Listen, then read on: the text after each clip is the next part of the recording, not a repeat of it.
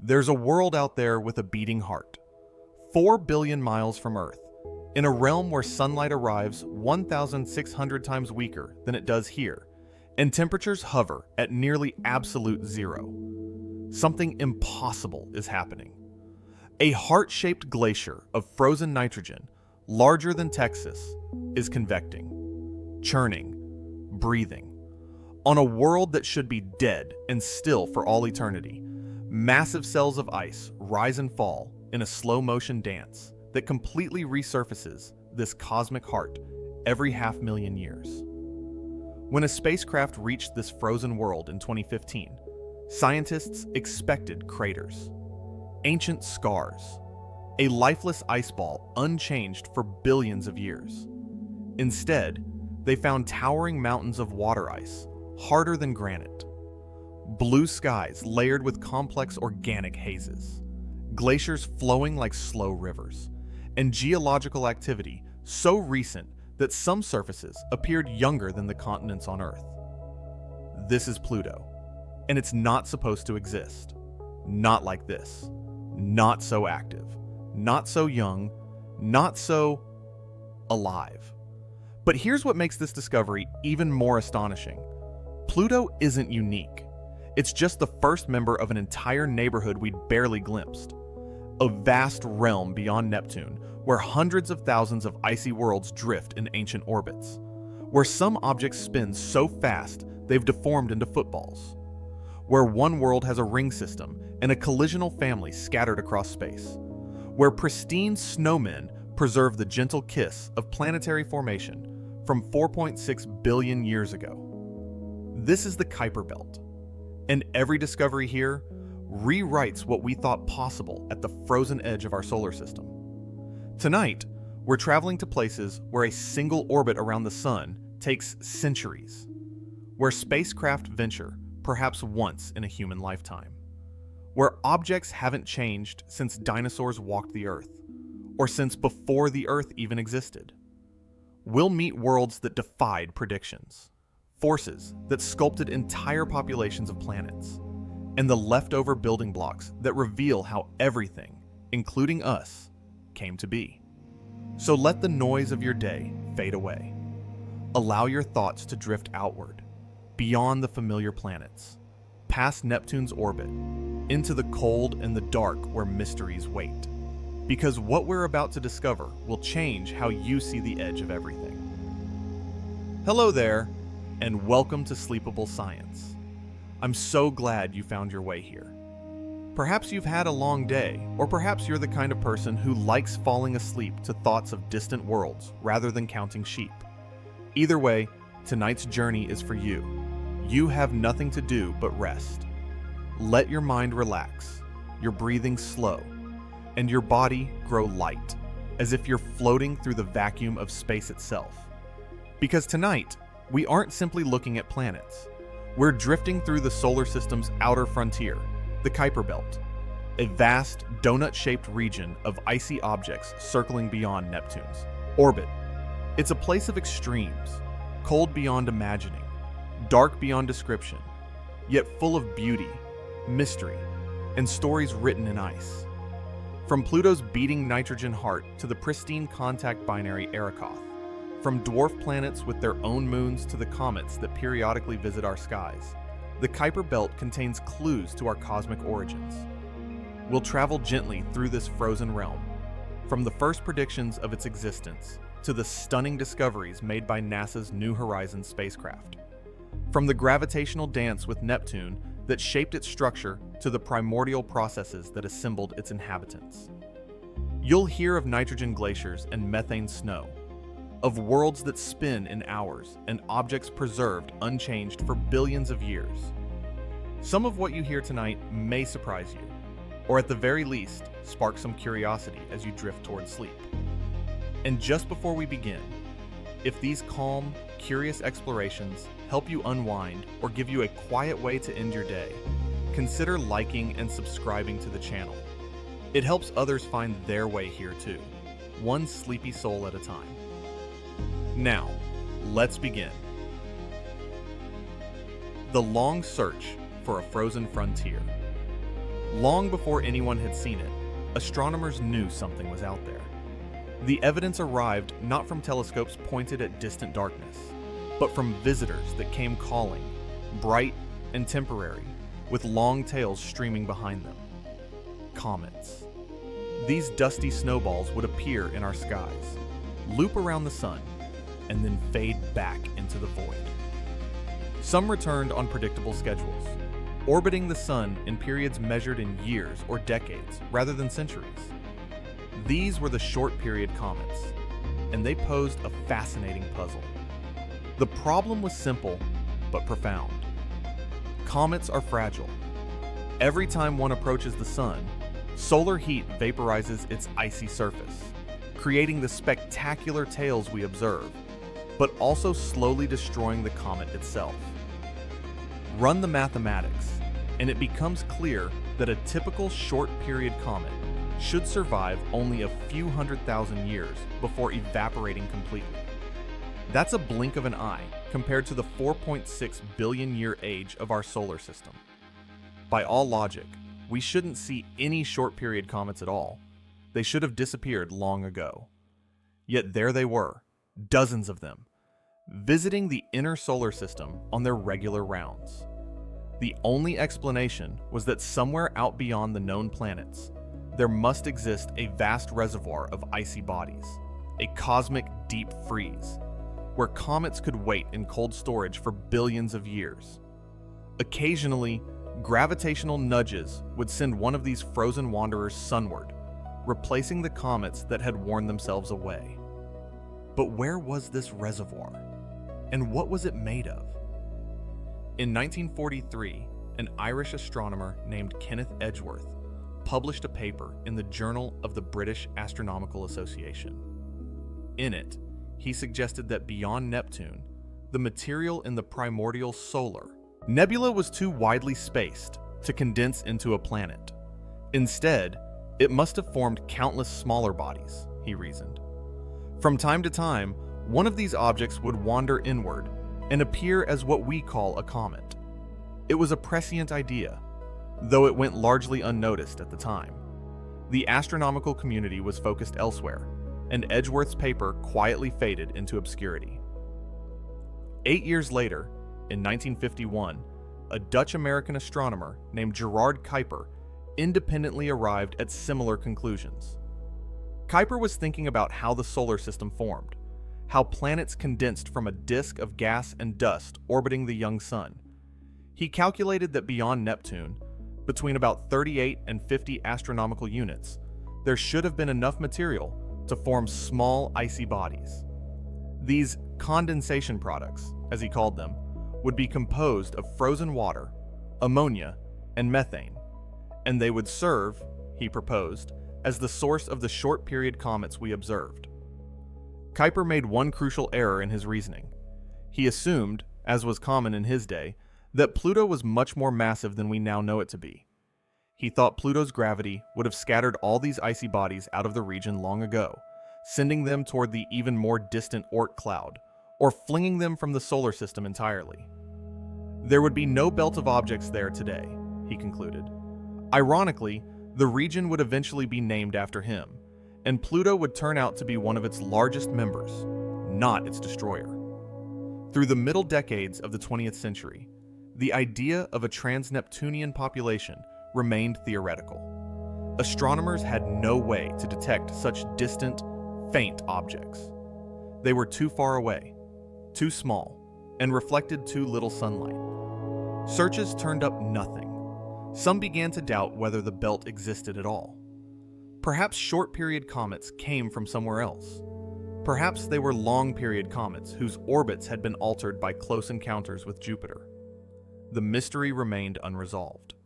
The challenge was fundamentally one of technology and patience. Consider the difficulty. An object 100 kilometers across, already quite large by Kuiper Belt standards, located at 40 astronomical units from the Sun, reflects so little sunlight that it appears roughly 100 million times fainter than the faintest stars visible to the unaided eye. To detect such an object, you need extremely sensitive cameras, large telescopes to gather as much light as possible, and careful observations that can distinguish the faint, slowly moving point from the countless background stars. Early searches in the 1970s and 1980s, conducted with photographic plates and visual inspection, found nothing. The techniques simply weren't sensitive enough. Astronomers would photograph the same region of sky multiple times, then laboriously compare the images, looking for objects that had moved. It was tedious work, and the failure to detect anything led some to question whether the theoretical predictions were correct. Maybe the belt was much sparser than expected. Maybe it didn't exist at all. Or maybe, just maybe, the technology wasn't quite ready yet.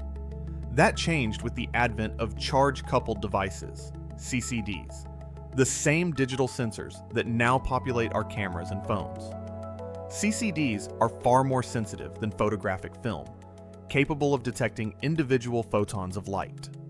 They also produce digital images that can be compared automatically by computers, making it possible to search vast areas of sky systematically. By the late 1980s and early 1990s, these new tools were becoming available to astronomers, and the search for the Kuiper Belt could begin in earnest.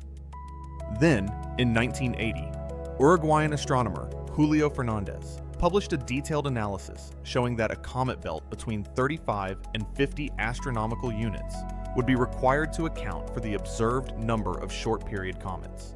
The Oort cloud alone, that vast spherical reservoir of comets surrounding the solar system at distances of tens of thousands of astronomical units, couldn't explain them. The orbital characteristics were wrong. Short-period comets moved in the same direction as the planets and stayed close to the ecliptic plane. They had to come from somewhere closer, somewhere that shared the solar system's rotational motion. The case for the belt was growing stronger. Finally, after years of systematic searching, the breakthrough came. In 1992, astronomers David Jewett and Jane Liu, working at the University of Hawaii, discovered a faint point of light moving slowly against the background stars. The object, designated 1992 QB1, orbited the Sun at a distance of about 40 astronomical units, well beyond Neptune. It was small, perhaps 200 kilometers across, and extraordinarily faint, but it was there. Proof that the predicted belt of icy bodies truly existed. The Kuiper Belt, as it would come to be known, was no longer theoretical. It was real, and we had found our first glimpse of it. The discovery opened floodgates. As telescope technology improved and dedicated surveys began, more and more objects appeared. Within a year, several more had been found. Within a decade, hundreds. Each new discovery added detail to the emerging picture. These objects, collectively called Kuiper Belt objects, or KBOs, varied in size, brightness, and color. Some were gray, others reddish. A few proved to be quite large, approaching or even exceeding Pluto's size. Slowly, painstakingly, astronomers began to map this distant frontier. But finding these objects was no easy task. Even the largest KBOs are extraordinarily faint, often millions of times dimmer than the faintest stars visible to the naked eye. Detecting them requires powerful telescopes, extremely sensitive digital cameras, and enormous patience. Astronomers take images of the same patch of sky hours or days apart, then compare them carefully. Stars, being vastly more distant, appear stationary. But objects in the Kuiper Belt are much closer, relatively speaking, and so they move slowly across the star field. A faint point of light that shifts position between images reveals itself as a KBO. It's painstaking work. The sky is vast, and KBOs are tiny needles in an enormous cosmic haystack. Yet the rewards are profound. Each object discovered is a time capsule from the early solar system, a frozen remnant from an era when planets were still forming, still gathering material, still settling into their final orbits. The Kuiper Belt preserves that ancient past in ways no other region of the solar system can match, and we were only beginning to understand what it had to teach us. The architecture of a frozen realm. The Kuiper Belt is not a simple ring of debris. It's a complex, structured region with multiple populations, orbital resonances, and dynamical families. Understanding its architecture requires understanding both where it is and how the objects within it move. Let's start with the basics. The belt begins at Neptune's orbit, about 30 astronomical units from the Sun. 1 astronomical unit being the distance from Earth to the Sun, roughly 93 million miles or 150 million kilometers. From there, it extends outward to approximately 50 astronomical units, though its exact outer boundary remains somewhat uncertain. To put these distances in perspective, light from the Sun takes about 8 minutes to reach Earth. At Neptune's distance, that same light takes more than 4 hours to arrive. And in the outer reaches of the Kuiper Belt, sunlight takes nearly 7 hours to make the journey. When we look at these objects through telescopes, we're seeing them as they were hours ago, bathed in light that left the Sun while we were still starting our day. Within this vast, donut-shaped region, astronomers have identified several distinct populations of objects, each with characteristic orbital properties. The classical Kuiper Belt objects, often called kubawanos, inhabit the main body of the belt, with orbits that haven't been dramatically perturbed by Neptune. Their paths are relatively circular and lie close to the plane of the ecliptic. These are thought to be the least disturbed members of the belt, objects that have orbited in roughly the same region for billions of years. But even within this classical population, there's structure. Some objects, called the cold classical KBOs, have very low orbital inclinations and eccentricities. Their orbits are nearly circular and nearly flat. Others, the hot classical KBOs, have more tilted and elliptical paths. This isn't about temperature. Both populations exist at similar bone-chilling distances from the Sun. Rather, hot and cold refer to the orbital energy, the amount of motion perpendicular to the ecliptic plane. Hot orbits are more inclined, more energetic in their vertical motion. Intriguingly, these two populations seem to differ in more than just their orbits. Studies have shown that cold classical KBOs tend to be redder in color, while hot classical objects are often grayer. They also have different rates of binary systems, pairs of objects orbiting each other. The cold population has more binaries, some quite wide, with the two components separated by significant distances, yet still bound by their mutual gravity. This suggests the two populations may have formed in different locations, or under different conditions, then been mixed together as the solar system evolved. Beyond the classical belt lie the resonant populations, objects whose orbital periods have simple integer ratios with Neptune's period. The most famous of these are the Plutinos, named after Pluto, which complete 2 orbits for every 3 Neptune makes. This 2-3 resonance is remarkably stable. Objects locked in it are protected from close encounters with Neptune by the very resonance that defines their motion. When Pluto approaches Neptune's orbital path, Neptune is always far away on the other side of the Sun. The timing works out perfectly, orbit after orbit, for billions of years. Other resonances exist as well. The 1-2 resonance, where objects complete 1 orbit for every 2 of Neptune's, marks the outer edge of the main Kuiper Belt at about 48 astronomical units. Beyond this lies the scattered disk, a more chaotic region where objects have highly elliptical orbits that carry them far from the Sun before swinging back in. These scattered disk objects, or SDOs, probably acquired their eccentric paths through close encounters with Neptune in the distant past. Some approach the Sun closer than Neptune, then travel outward to distances of hundreds of astronomical units before returning. The Kuiper Belt isn't thin like the asteroid belt. While it's concentrated near the ecliptic plane, it has considerable thickness. The main body extends about 10 degrees above and below the ecliptic, with more diffuse distributions of objects scattered at even higher inclinations. This gives the belt a puffy, donut-like shape rather than a flat ring. What are these objects made of? Spectroscopic observations, which analyze the light reflected from KBOs, reveal surfaces rich in ices. Water ice dominates, frozen rock hard at temperatures hovering around 40 Kelvin. That's negative 233 degrees Celsius, or negative 388 degrees Fahrenheit.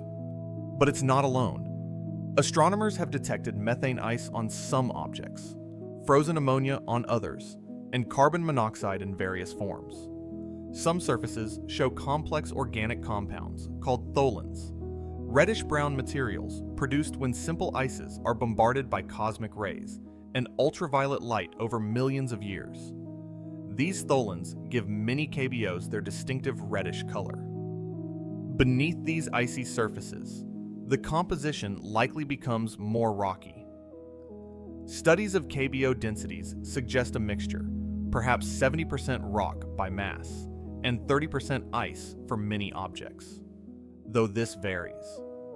The rock component probably consists of silicates similar to those found in asteroids and comets, while the ice includes not just water, but the more volatile compounds that could exist as liquids or ices depending on temperature and pressure. The total mass of the Kuiper Belt is surprisingly small. Current estimates suggest only about 10% of Earth's mass, and possibly even less, perhaps only 1 or 2%. This is far too little for the objects we see to have formed where they are now. If you tried to build planets from the current mass of the belt, there simply isn't enough material. The spacing between objects is too large, the densities too low. Collisions would be rare, and growth through accretion would proceed glacially slowly, far too slowly to have built the objects we observe in the lifetime of the solar system. This realization leads to one of the Kuiper Belt's most important insights. The belt must have been much more massive in the past, perhaps 10 to 100 times its current mass, even more. Somewhere in the intervening billions of years, most of that mass was lost, scattered to the inner solar system, ejected into interstellar space, or swept up by the giant planets. The belt we see today is a depleted remnant, a mere shadow of what once existed. But what happened to all that missing material? And when? The answers to these questions would reshape our understanding of how the entire solar system evolved. The Kuiper Belt is also remarkably cold, not just in temperature, but in its collisional history. In the inner solar system, asteroids frequently collide, grinding each other down through billions of years of impacts. But in the Kuiper Belt, the collision rate is much lower. Objects are spread out over enormous volumes of space. Orbital velocities are slower, and many regions, particularly the cold classical belt, seem to have experienced relatively few impacts. This benign collisional environment has allowed delicate structures to survive, wide binary systems, pristine surfaces, objects that have changed very little since their formation. This combination, low collision rates and extreme cold, makes the Kuiper Belt an invaluable laboratory for studying the early solar system. While rocky planets have been heated, melted, and reshaped by billions of years of geological activity, and while asteroids have been ground down by endless impacts, many KBOs have simply frozen in time. They preserve the conditions, the compositions, and even the structures from the epoch of planet formation. They are, in many ways, fossils from the dawn of the solar system, buried not in rock, but in ice, waiting in the cold for us to discover their secrets. Pluto, the world that rewrote the rules. For 76 years, Pluto held a title that would ultimately prove both blessing and curse: the ninth planet. Discovered in 1930 by a young farm boy turned astronomer named Clyde Tombaugh, Pluto became an instant celebrity. School children memorized its name alongside Mercury and Mars. It appeared on diagrams, in science fiction, in the collective. imagination as humanity's final planetary outpost before the great darkness of interstellar space. But from the beginning, Pluto was strange, smaller than Earth's moon, following an orbit so elliptical and tilted that for 20 years of every 248-year circuit, it actually swoops inside Neptune's path. And unlike the 8 traditional planets that had cleared their orbital neighborhoods through billions of years of gravitational dominance, Pluto shared its orbital region with a growing population of similar icy worlds. The crisis came in 2005. Astronomers announced the discovery of Eris, a distant world in the scattered disk beyond the Kuiper Belt that proved to be 27% more massive than Pluto. If Pluto was a planet, then surely Eris deserved the same designation. And if both were planets, what about Makemake, Haumea, the dozens of other large icy worlds being discovered in the outer solar system? In Chapter 6, the International Astronomical Union faced an impossible choice. Either accept a solar system with potentially hundreds of planets, or redefine what planet meant for the first time in history. They chose the latter. The new definition required 3 criteria: orbiting the Sun, being massive enough for gravity to pull it into a roughly spherical shape, and having cleared the neighborhood around its orbit. Pluto met the first 2, but sharing its orbital space with countless other Kuiper Belt objects, it failed the third. The decision sparked outrage, sadness, and a debate that continues today. Pluto had been demoted, its planetary status stripped away. But here's the twist. In losing its title as the 9th planet, Pluto gained something far more significant. It became the archetype of an entirely new class of worlds, the first recognized dwarf planet in the outer solar system, the largest known member of the Kuiper Belt, and most importantly, the target of humanity's most ambitious mission to explore a region no spacecraft had ever visited. NASA's New Horizons launched on January 19, 2006, just months before Pluto's reclassification, atop the fastest rocket ever to leave Earth. Built around a piano-sized body, bristling with 7 scientific instruments, the spacecraft carried the ashes of Clyde Tombaugh himself, returning the discoverer to his discovery.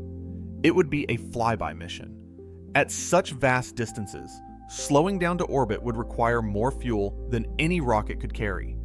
But mission planners packed every second of the encounter with observations, knowing this might be humanity's only visit to Pluto for generations. The journey took 9.5 years. New Horizons swung past Jupiter in 2007, stealing gravitational energy from the giant planet to shorten its voyage, then spent most of the next 8 years in hibernation, coasting through the vast emptiness between worlds. Periodically, it would wake for systems checks, but mostly it slept, a tiny machine drifting through the darkness, waiting for its moment. That moment came on July 14, 2015. At 11:49 UTC, traveling at more than 30,000 miles per hour, New Horizons swept past Pluto at a distance of just 7,800 miles from its surface. And in those fleeting hours, as its instruments worked at full capacity, capturing every possible measurement before the dwarf planet receded forever into the rearview mirror, New Horizons discovered something extraordinary. Pluto was alive. The first hint emerged as the spacecraft approached and resolution improved. From the blur, a shape appeared. Large, bright, unmistakable. A heart. A massive, frozen heart stretching nearly 1,000 miles across Pluto's surface. Scientists informally named it Tombaugh Regio, after Pluto's discoverer. Its western lobe, Sputnik Planitia, would prove to be one of the most remarkable features ever discovered in the solar system. Sputnik Planitia is a glacier, but not like any glacier on Earth. It's made of nitrogen ice, frozen solid at -229 degrees Celsius, with smaller amounts of carbon monoxide and methane mixed within. The surface is smooth, covered in polygonal cells like a cosmic honeycomb, each cell measuring 10 to 25 miles across. And here's what stunned planetary scientists. These cells aren't static. They're alive with motion. The glacier is convecting, churning like a pot of water on the verge of boiling. Heat from Pluto's interior, though incredibly faint, warms the base of the nitrogen ice layer. The warmed-in ice becomes slightly less dense and rises toward the surface, while cooler, denser ice sinks. This creates slow convective cells that completely refresh Sputnik Planitia's surface every 500,000 years. The result? A surface with almost no impact craters. Any crater that forms is gradually erased by the convection, leaving the heart smooth, young, and practically newborn on geological timescales. But that wasn't the only surprise. Ringing Sputnik Planitia stood mountains. Tall mountains. Peaks rising more than 11,000 feet above the surrounding terrain, comparable in height to the Rockies on Earth. At Pluto's frigid temperatures, nitrogen ice and methane ice are as soft as warm butter. These mountains had to be made of something stronger, water ice. At negative 229 degrees Celsius, water ice becomes frozen as hard as granite, capable of supporting massive structures for billions of years. The mystery deepened. How did these mountains form? What force pushed them skyward on a world with no plate tectonics? The answer, planetary scientists believe, lies in buoyancy. Water ice is less dense than nitrogen ice. As the deeper nitrogen glacier flows and convects, blocks of water ice embedded within it act like icebergs, floating upward, tilting, colliding, and rafting into each other to create the chaotic mountain terrain New Horizons observed. Mountains built not by compression or volcanism, but by ice floating on ice. Beyond the heart, Pluto revealed a world of stunning geological complexity. There were plains covered in irregular pits, where nitrogen or methane ice slowly sublimated into the thin atmosphere. There were regions of bizarre blade-like ridges, towering spires of methane ice, oriented north-south, carved by the sun's seasonal effects over millions of years as Pluto's tilted axis swept different hemispheres toward and away from distant sunlight. Ancient, heavily cratered terrains recorded billions of years of impacts, while smooth young plains suggested recent, perhaps even ongoing, geological activity. One feature defied easy explanation. An area of chaotic terrain east of Sputnik Planitia, where the surface appeared broken and jumbled, as if giant blocks of ice had been caught mid-motion and frozen in place. Some planetary scientists interpreted this as evidence for cryovolcanism. Volcanoes that erupt not molten rock, but slurries of water, ammonia, and other volatiles. Two large mountains, Wright Mons and Picard Mons, each several miles tall with summit depressions, emerged as the leading candidates. If they are indeed cryovolcanoes, this would represent a fundamentally different kind of volcanism than we see on Earth, powered not just by internal heat, but by the complex chemistry of high-pressure ices. Then New Horizons turned its gaze to Charon, Pluto's largest companion. Discovered in 1978, Charon is more than half Pluto's diameter, making the Pluto-Charon system a true binary. Both worlds orbit a point in empty space between them, locked in an eternal gravitational waltz. What New Horizons found was a study in contrasts. Charon's northern hemisphere bore a dark reddish polar cap, informally called Mordor Macula, created through an unexpected process. Methane escaping from Pluto's atmosphere freezes onto Charon's even colder polar region during the long winter.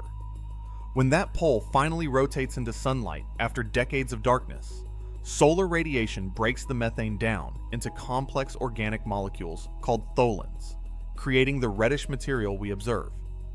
But Charon's equatorial region told a different story, a violent story. There, New Horizons discovered a vast system of chasms and cliffs, some stretching thousands of miles and plunging 4 times deeper than Earth's Grand Canyon. These features are tectonic, formed not by impacts, but by the fracturing of Charon's surface. And the reason for this fracturing hints at something profound. Charon once harbored a subsurface ocean. If Charon formed hot from a giant impact, as many planetary scientists believe, and if radioactive decay provided additional early heat, the moon's interior might have melted, creating a global ocean of liquid water beneath its icy shell. But over billions of years, this ocean froze, and when water freezes, it expands, increasing in volume by about 9%. This expansion pushed outward on Charon's crust with immense force, fracturing it and creating the enormous canyon systems we see today. Charon's surface is a frozen record of an ancient ocean, locked in ice hundreds of miles thick. And then there was Pluto's atmosphere. Thin but complex, composed primarily of nitrogen with traces of methane and carbon monoxide. When New Horizons captured images of Pluto backlit by the sun, atmospheric haze layers appeared, extending up to 80 miles above the surface. These hazes form when ultraviolet sunlight breaks apart methane molecules high in the atmosphere. The fragments recombine into more complex hydrocarbons, which then condense into tiny particles. As these particles drift down to lower, colder regions, they freeze further and eventually settle on the surface as the reddish organic tholins that color much of Pluto's terrain. New Horizons also measured Pluto's atmospheric escape rate. With such weak gravity, Pluto continuously loses nitrogen to space, roughly 500 tons every hour. Over geological time, this represents significant loss, though Pluto has enough surface ice to maintain its atmosphere for hundreds of millions to billions of years more. But perhaps the most profound discovery came from careful analysis of Sputnik Planitia's orientation. This massive glacier always faces roughly toward Charon, locked in position by tidal forces. For this to work, Sputnik Planitia must be a gravitational anomaly, a region with more mass than its surroundings. The most likely explanation: a subsurface ocean of liquid water. Liquid water is denser than ice.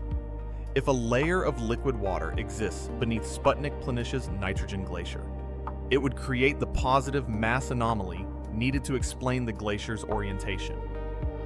Over geological time, this mass anomaly would have caused Pluto to slowly rotate, a process called true polar wander, until the heavy region faced toward Charon in the most stable configuration. If this interpretation holds, and many planetary scientists find it compelling, then Pluto harbors a hidden ocean.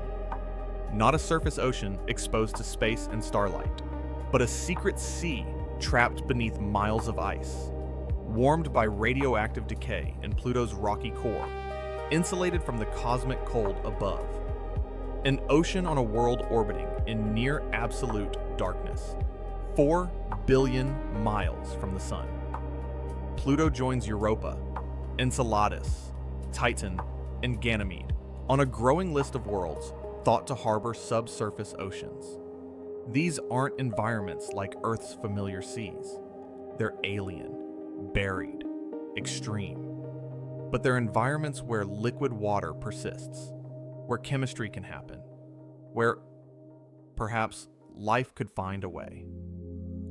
New Horizons transformed Pluto from a pixelated dot into a real, complex, geologically active world.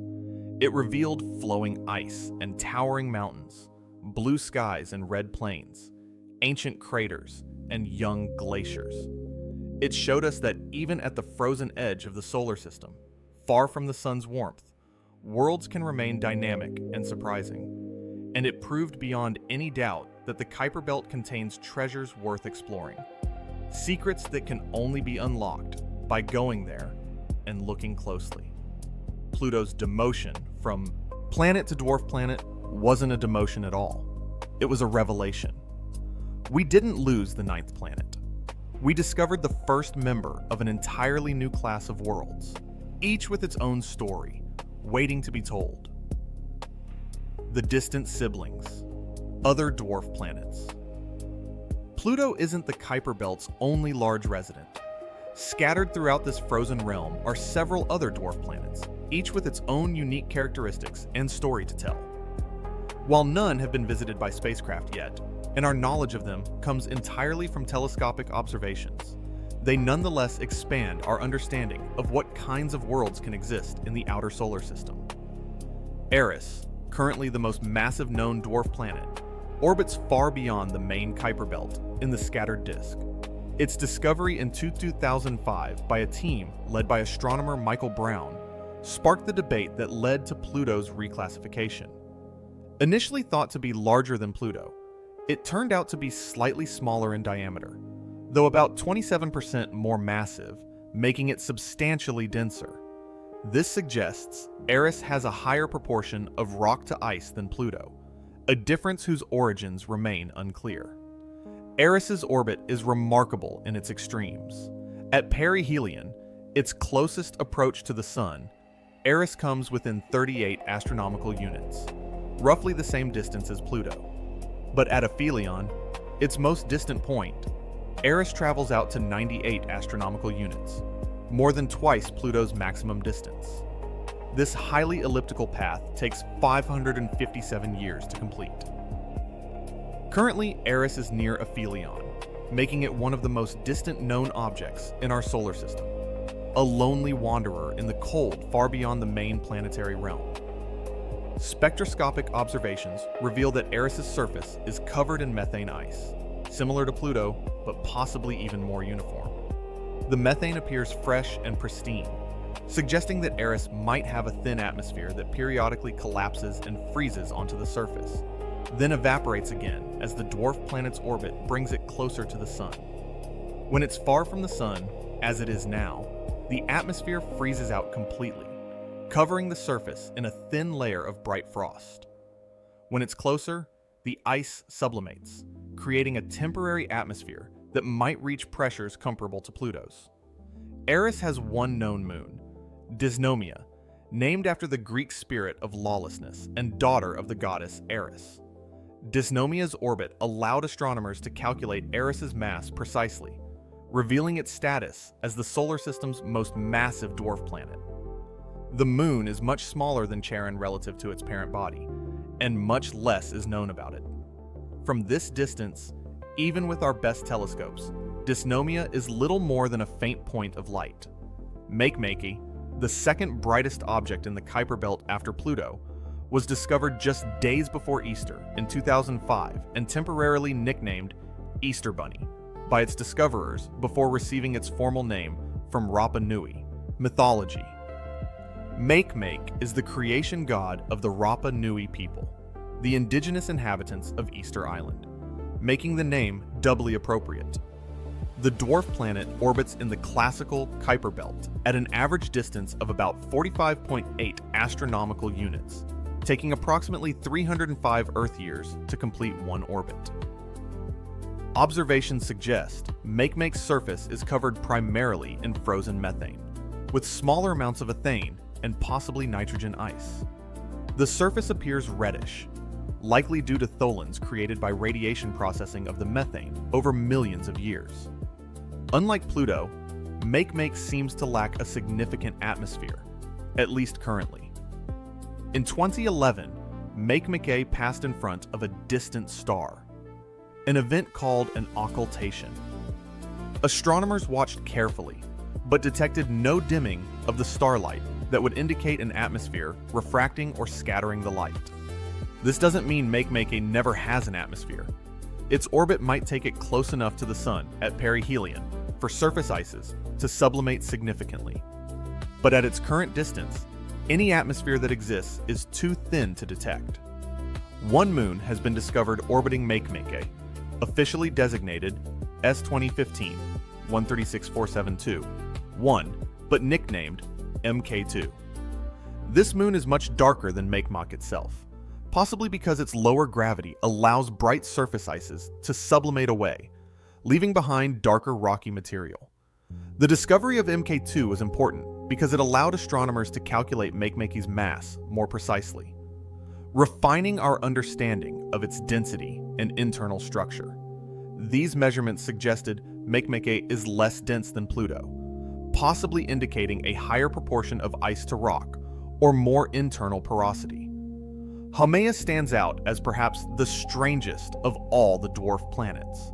Discovered in 2004, though the exact circumstances of its discovery became controversial due to a priority dispute, Haumea orbits at an average distance of 43 astronomical units in the classical Kuiper Belt.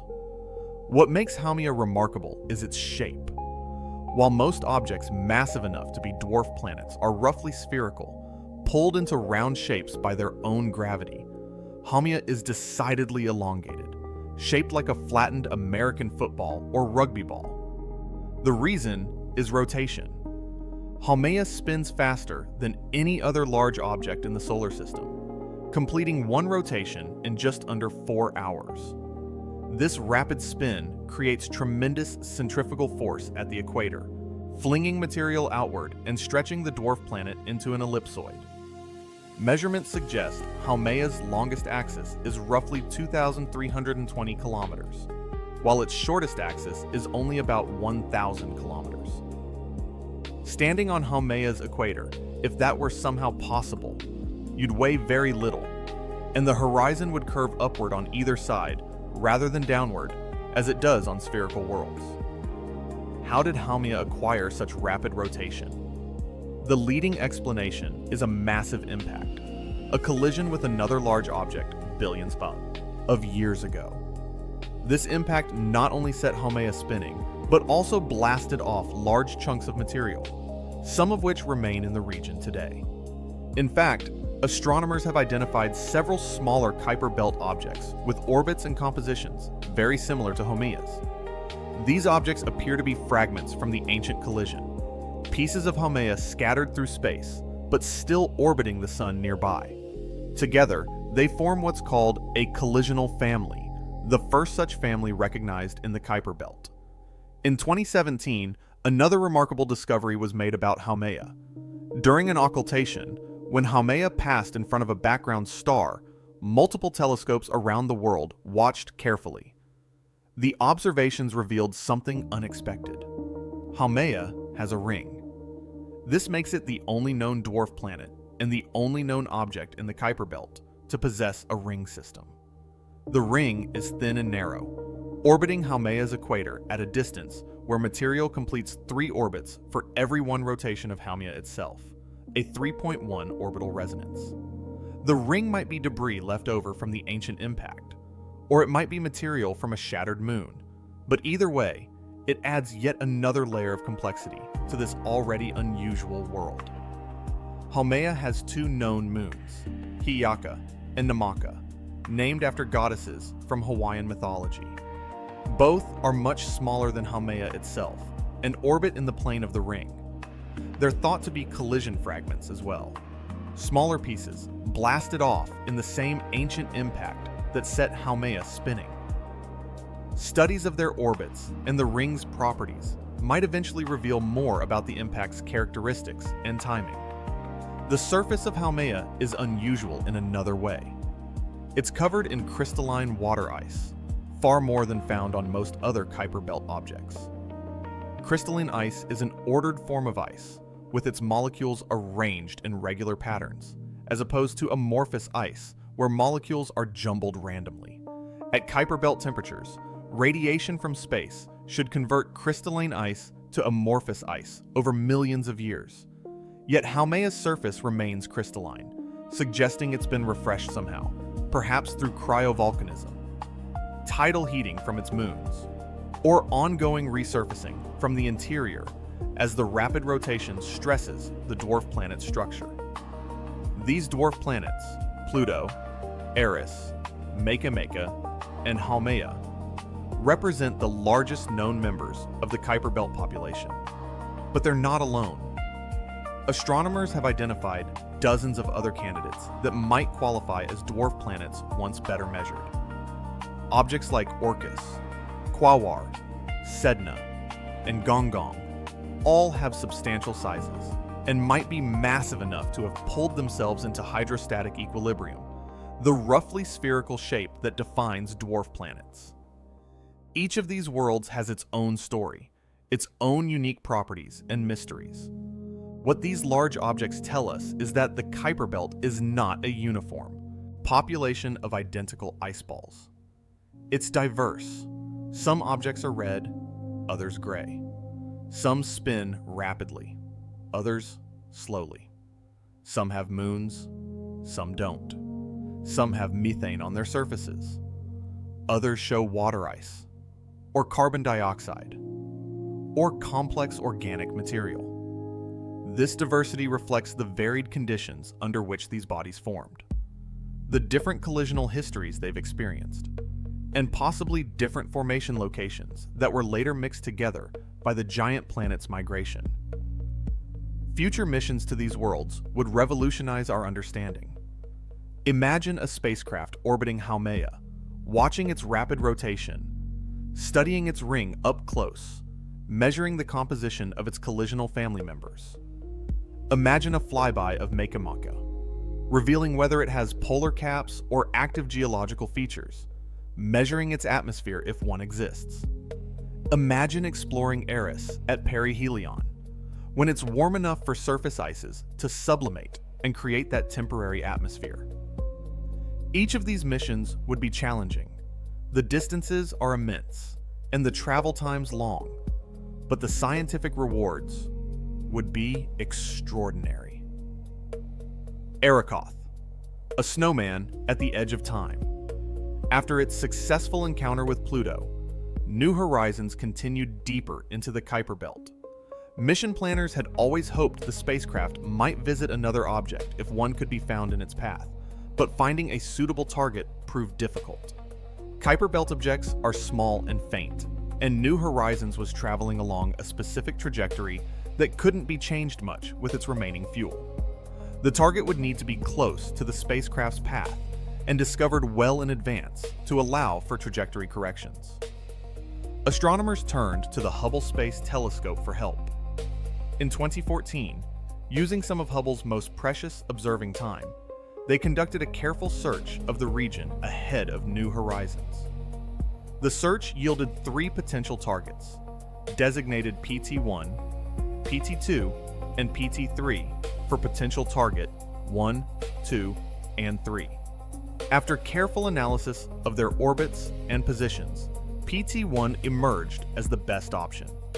It was designated 2014 MU69 as its official provisional name, given the permanent minor planet number 486958, and informally nicknamed Ultima Thule before receiving its official name, Arrokoth, a Native American word meaning sky in the Powhatan language.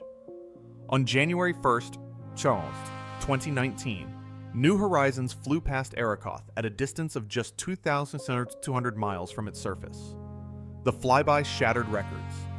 Arrokoth, at more than 4 billion miles from Earth, became the most distant object ever explored by a spacecraft. And what the spacecraft revealed was nothing short of extraordinary. Arrokoth is a contact binary, 2 objects that gently merge together to form a single body, shaped like a snowman, or, perhaps more accurately, like 2 misshapen pancakes stuck together. The larger lobe, informally called Wenu, measures about 14 miles across at its widest. The smaller lobe, Weo, is roughly 10 miles wide. They're connected by a narrow neck of material called a kasa. The entire object spans about 22 miles from end to end, small by planetary standards, but still among the larger KBOs in the classical belt. The surface of Arrokoth is remarkably smooth, lacking the large craters that mark most solar system bodies. This smoothness tells us several things. First, Arrokoth has experienced relatively few impacts since its formation, consistent with the low collision rates in the cold classical Kuiper Belt. Second, the neck between the 2 lobes is relatively fragile. A large impact would likely have broken Arrokoth apart, yet it remains intact.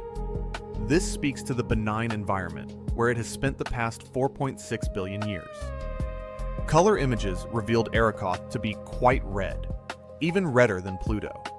This reddish coloration comes from tholins, Complex organic molecules formed when simpler ices and organic compounds are bombarded by cosmic rays and ultraviolet light.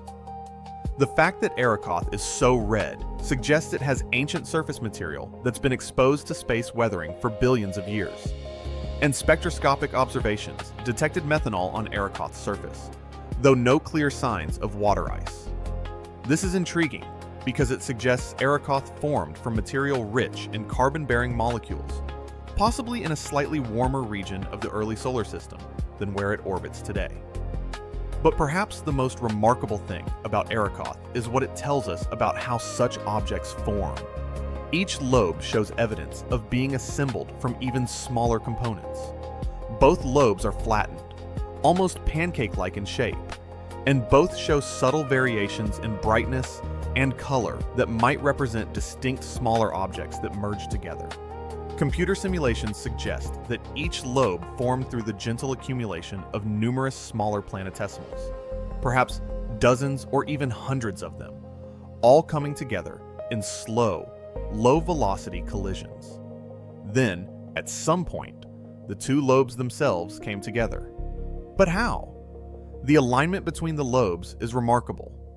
They're oriented along the same axis, suggesting they were once part of a binary system, two objects orbiting each other before they touched.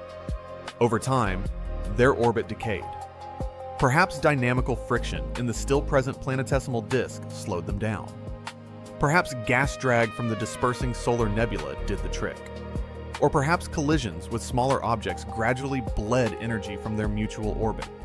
Whatever the mechanism, the two lobes spiraled closer and closer until they made contact, merging so gently that they barely deformed each other.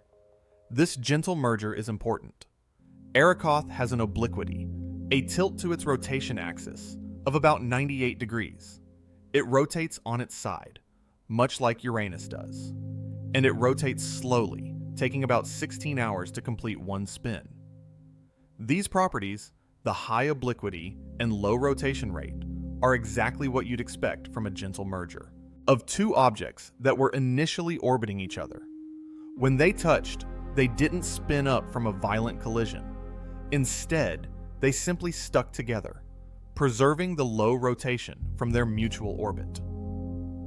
Detailed modeling shows that this scenario fits Arrokoth's observed properties beautifully. What Arrokoth tells us is profound. It shows us that in the early solar system, at least in the cold classical Kuiper Belt, planet formation proceeded through gentle, low-velocity accretion. Small objects accumulated into larger ones through soft collisions rather than violent impacts. This is consistent with a formation mechanism called the streaming instability, where dense clumps of pebble-sized material in the protoplanetary disk collapse gravitationally to form planetesimals directly. These planetesimals wouldn't have high relative velocities, so when they encountered each other, they could merge gently, building up larger bodies through an accumulation of smaller ones. This process is very different from what happened in the inner solar system, where violent collisions dominated. The Moon, for instance, is thought to have formed from a giant impact between the proto-Earth and a Mars-sized object, a cataclysmic collision that melted both bodies and sent debris into orbit around Earth. The asteroid belt has been ground down through billions of years of energetic impacts. Even the moons of the giant planets show signs of violent histories. But in the cold classical Kuiper Belt, far from the gravitational stirring of the giant planets, far from the chaos of the inner system, things were different. Objects formed gently, peacefully, and many have remained that way ever since. Arrokoth is our best preserved example of a planetesimal, one of the building blocks from which planets grow. It hasn't been melted, hasn't been pulverized, hasn't been dramatically reshaped. It simply formed and stayed frozen, a primordial relic from the earliest days of the solar system. Studying it is like examining a fossil from before multicellular life arose on Earth, a glimpse into an earlier, simpler time when the processes shaping our cosmic neighborhood were just beginning. The data from Arrokoth will take years to fully analyze. Already, it has inspired new theories about planetesimal formation, refined our models of the early solar system, and demonstrated that the Kuiper Belt contains objects more pristine than we dared hope. And it has whetted our appetite for more. If one small KBO can teach us this much, imagine what we could learn from a dedicated mission to orbit a dwarf planet, from landers on multiple KBOs, from a probe that could sample a comet's nucleus directly. The Kuiper Belt has shown itself to be not just a frozen graveyard, but an active laboratory, a place where the past is preserved and the future of our understanding awaits. Neptune, the sculptor of ice. The Kuiper Belt's structure, its resonant populations, its peculiar orbital set, distributions, and even its very existence in depleted form all point to one unavoidable conclusion. Neptune has profoundly shaped this region. The giant ice planet, outermost of the solar system's major worlds, hasn't simply occupied a fixed position throughout history. Instead, it migrated, moving outward from where it formed to its current orbit over tens of millions of years. And as it migrated, it sculpted the Kuiper Belt like a potter shaping clay, capturing objects into resonances, scattering others inward or outward, and ultimately creating the complex orbital architecture we observe today. This understanding emerged from what's known as the Nice model, named after the French city where much of the work was done. Developed in the mid-2000s, the Nice model proposed a dramatic reshaping of the early solar system through planetary migration and a period of dynamical instability among the giant planets. The model begins with the giant planets in a more compact configuration than today, all orbiting closer to each other and closer to the Sun. Beyond them lay a massive disk of planetesimals, the remnants of planet formation, containing perhaps 30 to 50 Earth masses of material, vastly more than the depleted belt we see today. As the planets interacted with this disk, they began to migrate. When a planet gravitationally scatters a small body inward toward the Sun, the planet receives a tiny outward push from conservation of angular momentum. It's a small effect for any individual encounter, but multiplied across billions of interactions, it adds up. Neptune, being the first giant planet encountered by planetesimals from the outer disk, scattered most of them inward. This gave Neptune a steady outward push, causing it to migrate away from the Sun. Saturn and Uranus also migrated outward, though less dramatically. Jupiter, on the other hand, being so massive that it could eject planetesimals from the solar system entirely, experienced a net inward migration. As the planets drifted, their orbital resonances swept through space like beacons, capturing objects and dragging them along. Pluto, for instance, was likely captured into its 2 and 3 resonance with Neptune during this migration. As Neptune moved outward, its resonances moved with it, and objects already orbiting in those locations could be caught and carried along, their orbits evolving in lockstep with Neptune's. This process populated the resonant regions of the Kuiper Belt, explaining why we see so many objects in resonances today. But the Nice model predicts more than just smooth migration. According to the model, at some point, likely hundreds of millions of years after the solar system's formation, Jupiter and Saturn fell into a 2-in-1 orbital resonance, where Jupiter completed 2 orbits for every one of Saturn's. This resonance destabilized the entire system.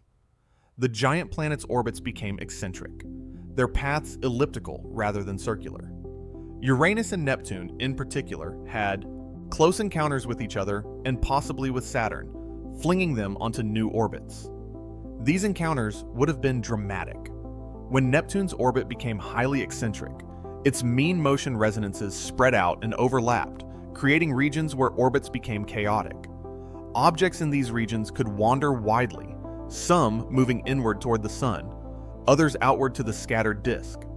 The cold classical Kuiper Belt, with its low inclination, low eccentricity orbits, survived because Neptune's eccentricity damped back down before these objects were scattered, preserving a pocket of relatively undisturbed material. The instability also explains several puzzling features of the solar system. The irregular satellites of the giant planets, moons on retrograde or highly inclined orbits, were likely captured during close encounters in this chaotic period. The Jupiter Trojans, asteroids that orbit the Sun in the same path as Jupiter, but 60 degrees ahead or behind, were probably captured from the outer planetesimal disk during the instability. Even some asteroids in the main belt, particularly the dark D-type asteroids, might be captured KBOs, flung inward during the upheaval and trapped by Jupiter or Saturn. The timing of this instability remains uncertain. Some versions of the Nice model place it around 700 to 800 million years after the solar system's formation, coinciding roughly with what's called the Late Heavy Bombardment, a period when the inner solar system experienced an apparent spike in impact rates, scarring the Moon, Mercury, and Mars. If the timing matches, the planetary instability could explain the Late Heavy Bombardment by scattering billions of planetesimals inward, sending a storm of debris through the inner solar system. But recent work has questioned this timeline. Some evidence suggests the Late Heavy Bombardment might not have been a distinct event, but rather the tail end of continuous bombardment from the solar system's formation. Alternative versions of the Nice model, sometimes called the Nice II model, place the instability much earlier, just a few million years after planet formation, triggered by the dispersal of the gaseous disk, rather than by a gradual drift into resonance. This earlier timing would better explain some aspects of planetary formation, and wouldn't require a distinct late heavy bombardment spike. Regardless of the exact timing, the key insight remains. Neptune migrated outward, and that migration sculpted the Kuiper Belt. It explains why the belt's mass is so low. Most planetesimals were scattered away. It explains the resonant populations, swept along as Neptune's resonances migrated. It explains the scattered disk, objects flung into highly eccentric orbits by close encounters with Neptune. And it explains the existence of the cold classical belt, a relatively undisturbed population that represents the closest thing we have to a primordial Kuiper Belt. Neptune's influence continues today. The planet's gravity maintains the resonances that protect objects like Pluto from close encounters. It occasionally nudges objects from the Kuiper Belt onto Earth-crossing orbits, sending short-period comets sunward. And it sets a boundary. Objects that drift too close to Neptune risk being scattered, either inward toward the giant planets or outward into the scattered disk or beyond. The outer edge of the main Kuiper Belt, at Neptune's 1-2 resonance, around 48 astronomical units, marks the limit of Neptune's strongest direct influence. Understanding Neptune's role in shaping the Kuiper Belt has broader implications. If our solar system's giant planets migrated, then planets around other stars probably do too. Observations of exoplanetary systems have revealed many hot Jupiters, giant planets orbiting extremely close to their stars, far closer than they could have formed. These planets must have migrated inward, perhaps through interactions with the protoplanetary disk, or through gravitational interactions with other planets. Our own solar system's migration was likely less extreme, but it still shows that planets don't necessarily stay where they form. This realization affects how we interpret the orbits of exoplanets, how we model the formation of planetary systems, and how we think about the distribution of material in circumstellar disks. The Kuiper Belt, shaped by Neptune's migration, serves as a natural laboratory for understanding these processes. Its structure encodes the history of that migration, a record written in orbital elements and resonant populations that we're only beginning to read.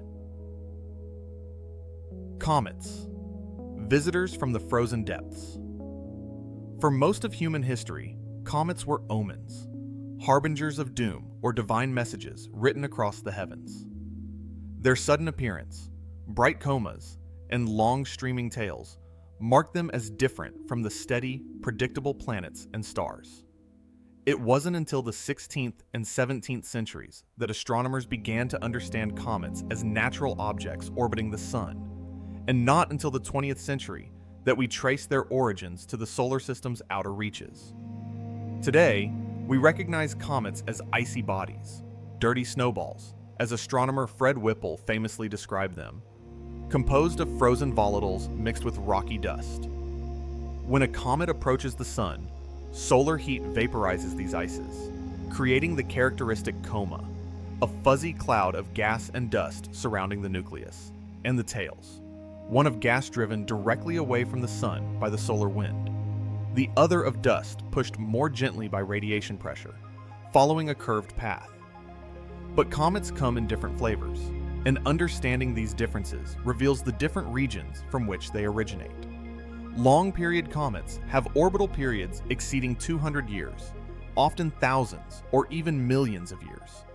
They can arrive from any direction, plunging toward the sun on highly elliptical orbits inclined at random angles to the ecliptic plane.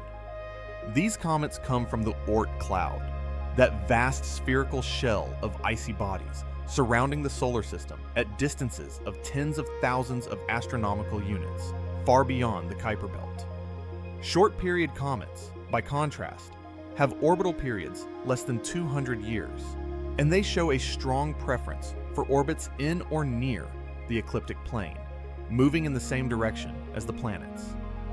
Within this group, Jupiter family comets stand out.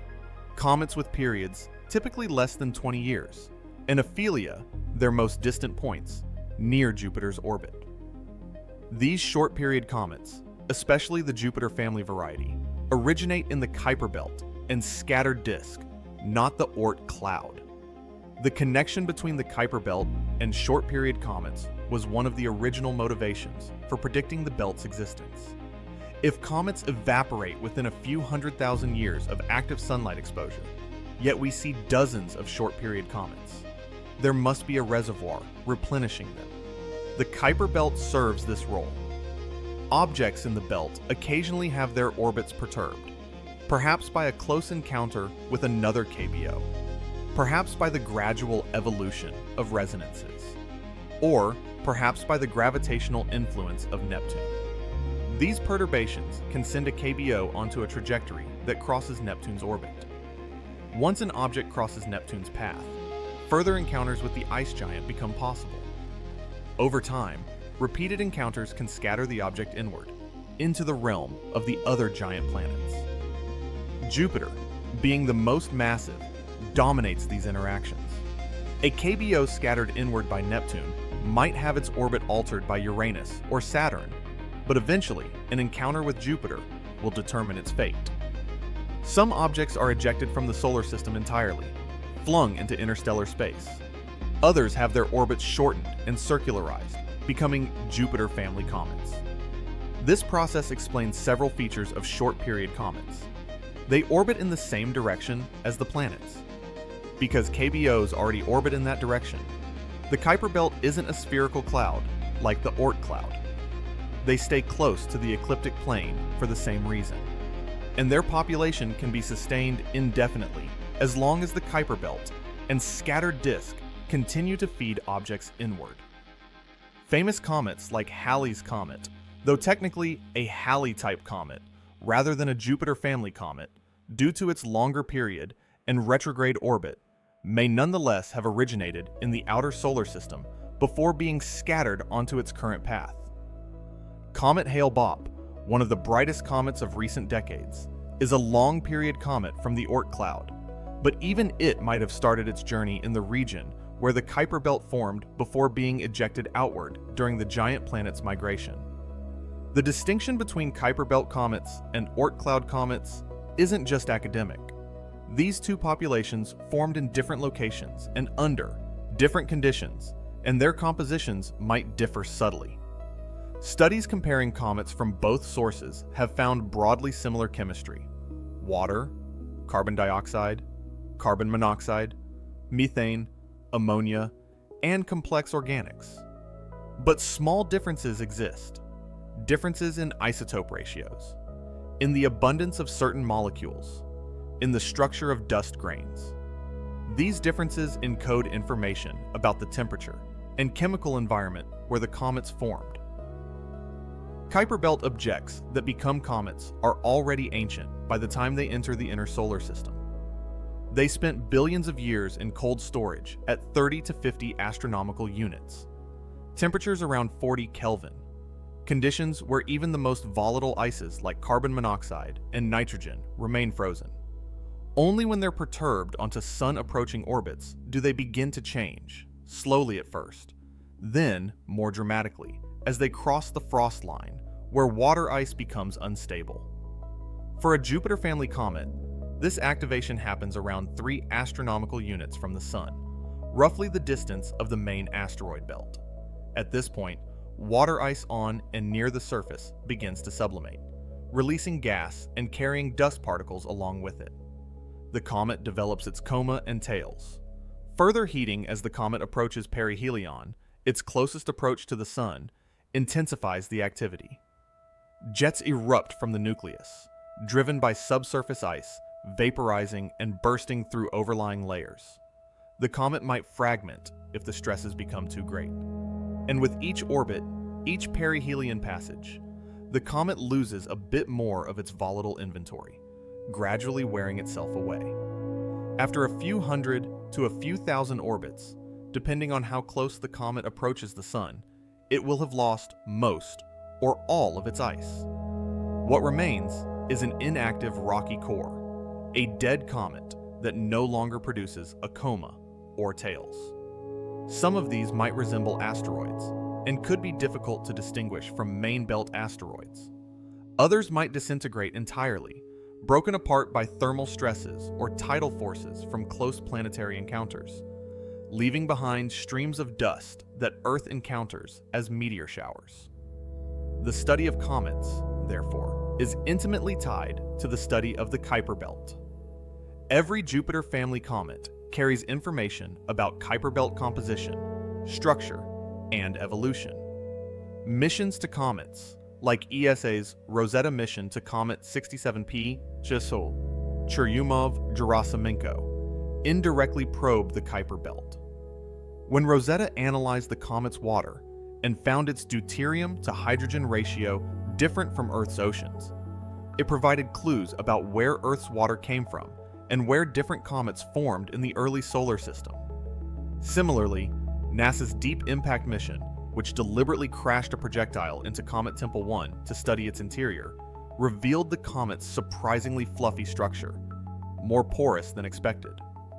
This porosity might reflect how the comet formed through gentle accretion of smaller icy grains, just like Arrokoth formed through gentle mergers.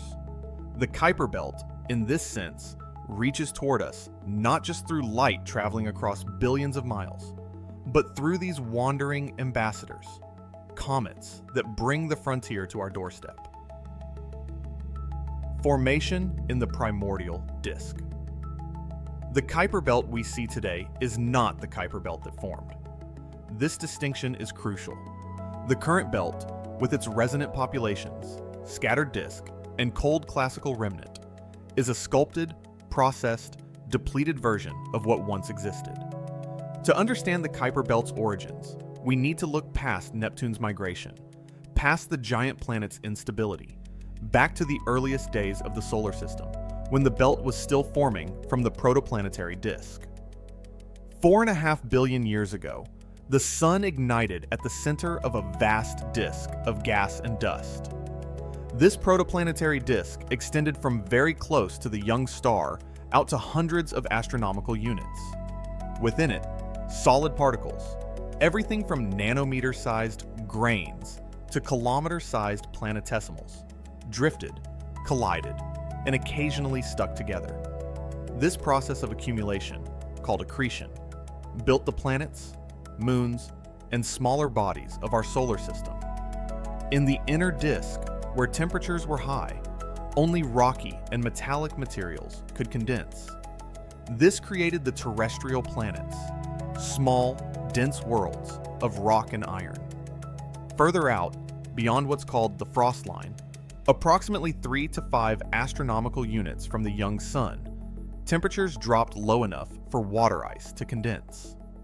This dramatically increased the amount of solid material available for planet formation, allowing the cores of the giant planets to grow large enough to gravitationally capture hydrogen and helium from the surrounding gas, creating Jupiter and Saturn. Still further out, where the Kuiper Belt now resides, temperatures were even lower. Not just water ice, but also more volatile compounds like methane, ammonia, and carbon monoxide could freeze. This created a population of icy planetesimals, the building blocks of what would become the Kuiper Belt. These objects were small, ranging from meters to perhaps hundreds of kilometers across, but they were numerous, enough to represent tens of Earth masses of material in total. But a problem emerged as astronomers tried to model this region's evolution. At the distances where the Kuiper Belt orbits, 30 to 50 astronomical units, the protoplanetary disk would have been quite diffuse. The density of solid material was low, and orbital velocities were slow. Objects took hundreds of years to complete a single orbit. Under these conditions, collisions between planetesimals would be rare. Running the numbers, it became clear that if planetesimals formed at these distances, they couldn't have grown to the sizes we observe in the lifetime of the solar system. There simply wasn't enough time and not enough material. This led to a radical idea. Maybe the Kuiper Belt didn't form where it is now. Instead, maybe it formed closer to the Sun, in a region where the disk was denser and collisions more frequent. Then, as the giant planets migrated, they swept this material outward, depositing it in the trans-Neptunian region we now call the Kuiper Belt. This would explain how large KBOs could exist. They grew rapidly in a dense disk close to the Sun, then were transported outward later. Neptune's 1.2 mean motion resonance provides a mechanism for this transport. As Neptune migrated outward, this resonance, where objects complete one orbit for every two of Neptune's, also migrated. Objects orbiting near the resonance could be captured into it and dragged outward as Neptune continued its migration. Computer simulations show this process can efficiently transport material from the inner disk to the outer belt, explaining both the belt's existence and its mass depletion. Most material didn't get captured and was instead scattered away. Another piece of the puzzle involves how planetesimals formed in the first place. For decades, the favored model was coagulation, the gradual sticking together of small particles into larger ones. Dust grains collide and stick, forming pebbles. Pebbles collide and stick, forming rocks. Rocks collide and stick, forming boulders. Eventually, kilometer-sized planetesimals emerge. But this process runs into problems. As objects grow, their collision velocities increase. At some point, collisions become destructive rather than constructive, shattering objects instead of sticking them together. In recent years, an alternative mechanism has gained favor: the streaming instability. In a protoplanetary disk, solid particles drift through the gas under the influence of aerodynamic drag. Under certain conditions, this drift can cause particles to concentrate into dense clumps. If a clump becomes dense enough, it can gravitationally collapse directly into a planetesimal, bypassing the fragmentation barrier entirely. Computer simulations show that this process can create planetesimals hundreds of kilometers across in just a few orbital periods, far faster than coagulation. Arrokoth's gentle merger and flattened lobes strongly support the streaming instability model.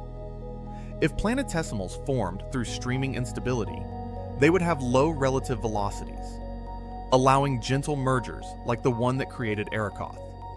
And the flattened shapes of Arrokoth's lobes suggest they formed from the gravitational collapse of a flattened cloud of pebbles, exactly what streaming instability predicts.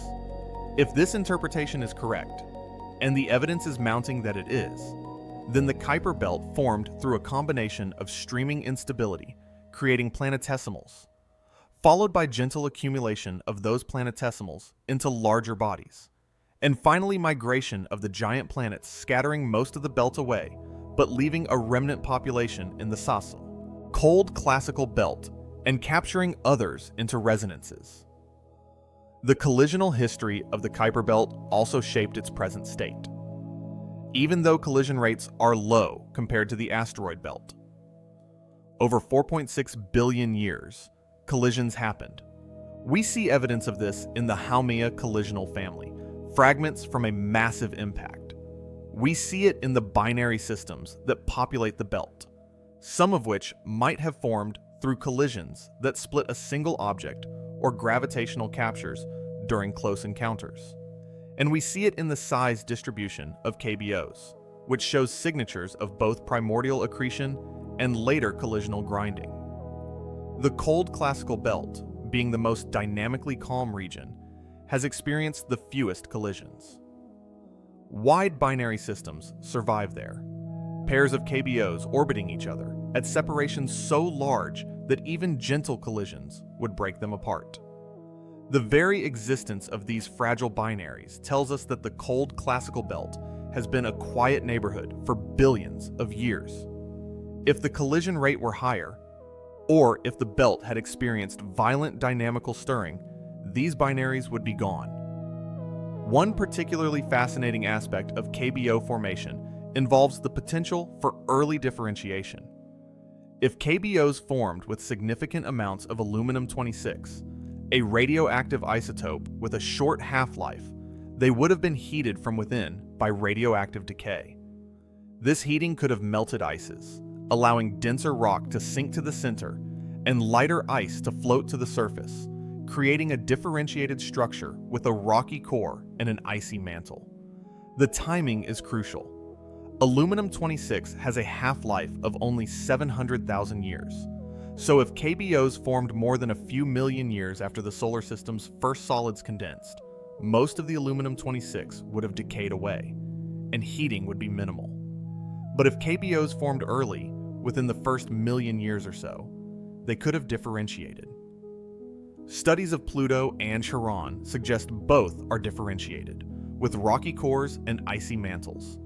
If smaller KBOs are also differentiated, it would imply they formed very early, during the brief window when aluminum-26 was abundant. This would fit with the streaming instability model, which can form planetesimals rapidly, and with the idea that KBOs formed closer to the Sun, where the disk was still dense and active.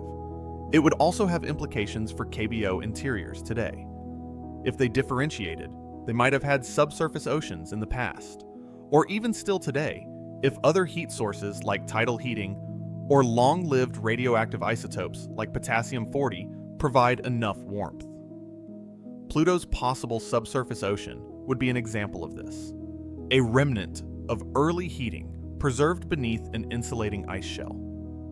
Every clue we gather about KBO formation, from Arrokoth's gentle merger to Pluto's flowing ice, from the depleted mass to the resonant populations, paints a picture of a region that formed quickly and violently through streaming instability and radioactive heating, then was dramatically reshaped by planetary migration and finally settled into a quiet equilibrium that has lasted for billions of years.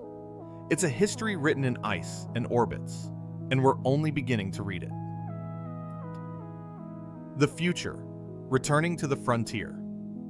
New Horizons, after its encounters with Pluto and Arrokoth, continues outward, traveling deeper into the Kuiper Belt and beyond.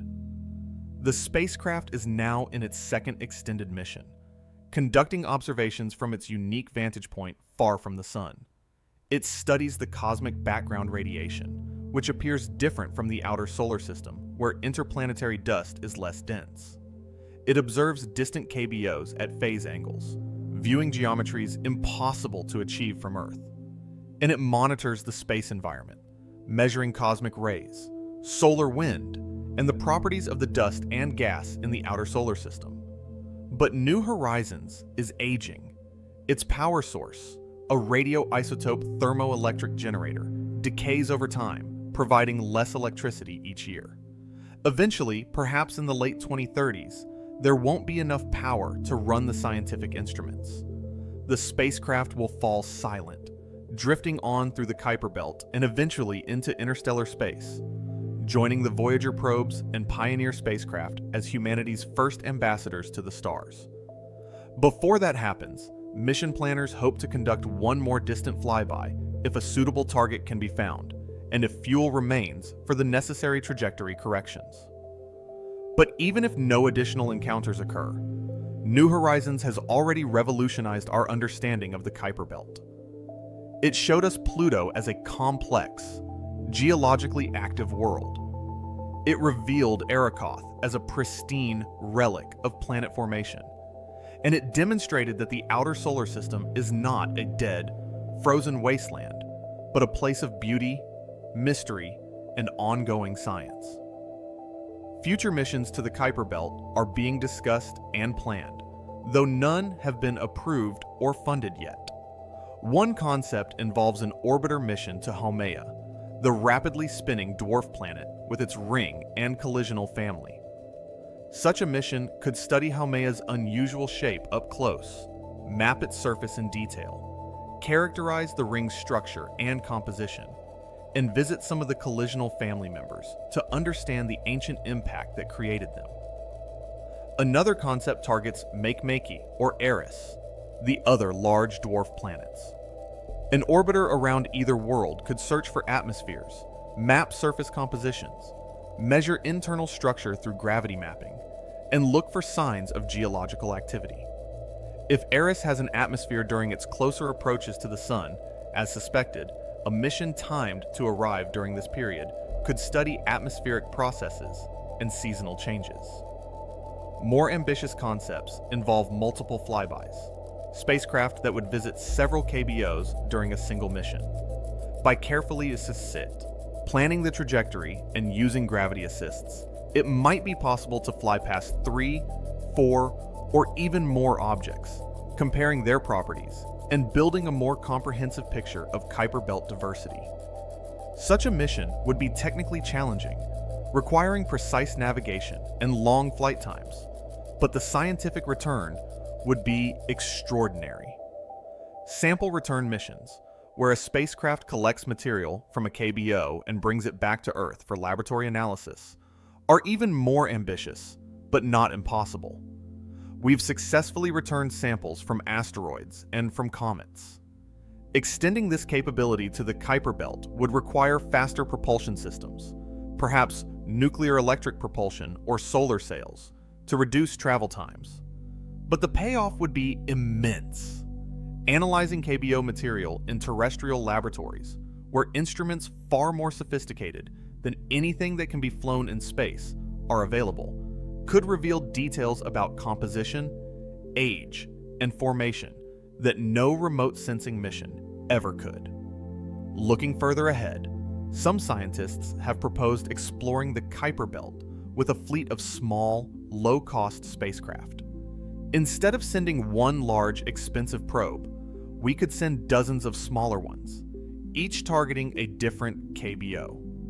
This distributed approach would provide a statistical sample of the belt, revealing how properties vary across the population, rather than just studying a few objects in detail. It would require new technologies, miniaturized instruments, improved power systems, and perhaps new propulsion methods. But it's not beyond the realm of possibility. The Kuiper Belt also holds clues to processes operating around other stars. As our ability to detect and characterize exoplanetary systems improves, we're finding debris disks around many stars, rings of dust, and possibly larger objects similar to our Kuiper Belt. By understanding our own belt, how it formed, how it was sculpted by planetary migration, how it feeds comets into the inner system, we gain insights into these distant debris disks. Are they similar to our Kuiper Belt? Do they indicate planets we haven't detected yet? Could they harbor their own populations of dwarf planets and comets? Some of the most exciting science doesn't require new missions at all, just continued observation from Earth and Earth orbit. Surveys using large ground-based telescopes and the James Webb Space Telescope are discovering more KBOs, refining our understanding of the belt's size distribution, color properties, and orbital structure. Occultation campaigns, where KBOs pass in front of background stars, reveal sizes, shapes, and even atmospheres or rings. And improved computer simulations, running on ever faster machines, can test formation scenarios and migration models with increasing sophistication. The Kuiper Belt also matters for planetary defense. While most near-Earth asteroids come from the main asteroid belt, a few might be dormant comets that originated in the Kuiper Belt before being scattered inward. Understanding the structure, composition, and evolution of KBOs helps us understand what these objects are made of and how they might behave if one ever posed a collision threat to Earth. It's a remote concern. The Kuiper Belt is very far away, but not a zero concern. What we've learned from 2 decades of intensive Kuiper Belt study is that this region is far richer and more interesting than anyone expected. It's not just a debris field, a collection of leftover scraps from planet formation.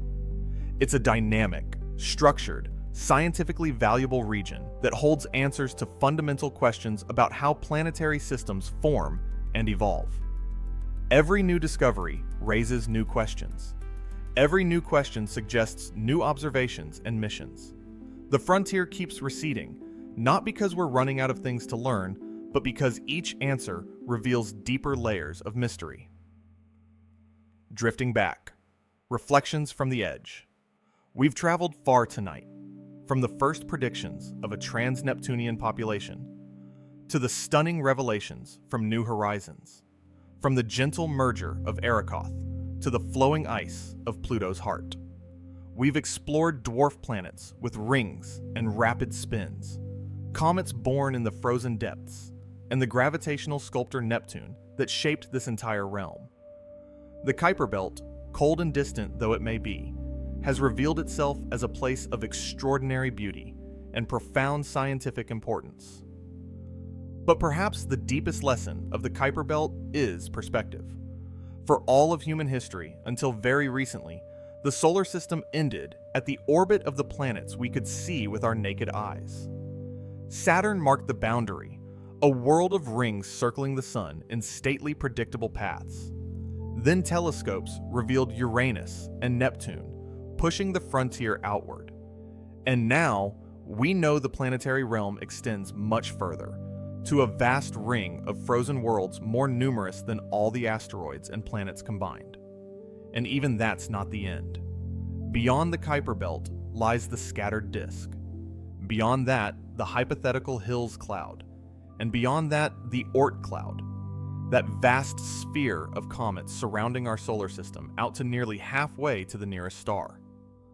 Our sun's gravitational influence extends far beyond where sunlight offers any warmth, or where planetary orbits trace their paths. We live in a solar system far larger and more complex than we once imagined. The Kuiper Belt also reminds us how young our understanding truly is. The first KBO was discovered in 1992, just over 30 years ago. New Horizons flew past Pluto less than a decade ago. We've only scratched the surface, both literally and figuratively. Thousands of KBOs have been discovered, but hundreds of thousands, or millions more, await detection.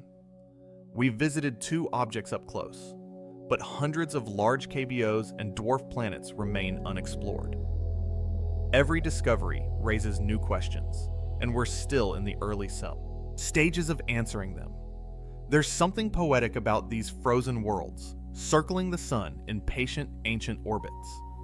They've been out there for more than 4 billion years, unchanged in their essentials, quietly preserving the solar system's earliest days. They don't care whether we observe them or not, whether we classify them as planets or dwarf planets or KBOs.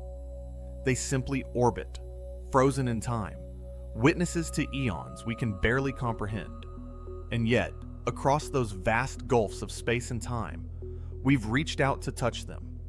We've sent machines built by human hands to fly past Pluto and Arrokoth, to photograph their surfaces, to measure their compositions, to reveal their secrets. In doing so, we've expanded our sense of home. The solar system isn't just the 8 major planets. It's the whole vast realm our sun illuminates and influences, from Mercury baking under intense sunlight to the dim, cold worlds at the edge of the Kuiper Belt and beyond. You are part of this story. The atoms in your body were forged in stars that died before the sun was born. The water you drink might once have orbited in the Kuiper Belt, locked in a comet that fell sunward and delivered its icy cargo to the early Earth. The organic molecules that compose your cells form through processes similar to those that create tholins on KBO surfaces, simple compounds transformed by energy into complex structures. You are made of stardust and comet ice, assembled through processes that began in the solar nebula and continue in the Kuiper Belt today. So as you drift toward sleep, imagine yourself out there, floating in the quiet dark, far from Earth's warmth and light. Imagine the sun reduced to a brilliant star, still the brightest in the sky, but no longer a blazing disk. Imagine looking across billions of miles to Neptune's blue disk, to the faint points of light that are Pluto and its siblings. Imagine the deep cold, the patient orbits, the ancient ice preserving secrets from the solar system's dawn. And know that even though you've never been there, the Kuiper Belt is part of your cosmic heritage. It's where your solar system keeps its memory, where the building blocks of planets still drift in their primordial forms, where the past remains frozen and the future waits quietly in the dark. Thank you for traveling with us tonight to the edge of the solar system. If you've enjoyed drifting through these frozen wonders, consider subscribing to the channel. It helps others find these quiet cosmic journeys too, one sleepy soul at a time. Rest well, and dream of distant ice, patient orbits, and the profound beauty of the Kuiper Belt. Good night. David Jewett and Jane Liu understood these challenges. Both astronomers were driven by the conviction that the outer solar system couldn't be empty, that the theoretical predictions must be right, and that with the right tools and enough persistence, the Kuiper Belt could be found. They began their systematic search in 1987, using the 2.2-meter telescope at Mauna Kea Observatory in Hawaii, one of the world's premier astronomical facilities perched high on a dormant volcano where the thin, dry air provides exceptional viewing conditions. Their method was straightforward but demanding. They would image the same field of stars on multiple nights, then compare the images to look for objects that moved. Stars, being vastly more distant, remain fixed in position. But solar system objects, even those as far away as the Kuiper Belt, orbit the sun and thus slowly shift their positions against the stellar background. The key was patience. Night after night, month after month, year after year, they searched.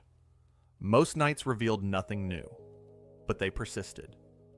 5 years into their search, after imaging more than 100 square degrees of sky and examining thousands of images, they still hadn't found a single Kuiper Belt object. The work was beginning to feel Sisyphean, but in August 1992, everything changed. In images taken on August 30th, a faint point of light appeared that hadn't been there before. Follow-up observations confirmed it. The object was moving, and its motion indicated an orbit beyond Neptune. They had found it, the first Kuiper Belt object discovered since Pluto 62 years earlier. The discovery was announced on September 14, 1992. The object, designated 1992 QB1, was small, perhaps 160 to 200 kilometers in diameter, and orbited at about 41 astronomical units from the Sun, with a period of roughly 289 years. It wasn't particularly remarkable in itself, just a chunk of ice and rock drifting through the cold, but it was proof. The Kuiper Belt was real, and the long search that had begun with Edgeworth's speculation half a century earlier had finally borne fruit. The astronomical community responded with excitement and renewed vigor. If one KBO could be found, there must be more, many more. Other teams launched their own searches. Improved CCD cameras and increasingly powerful computers made the work easier and more efficient. Within months, a second object was found, then a third. By the end of 1993, a half dozen had been discovered. By the end of the decade, hundreds.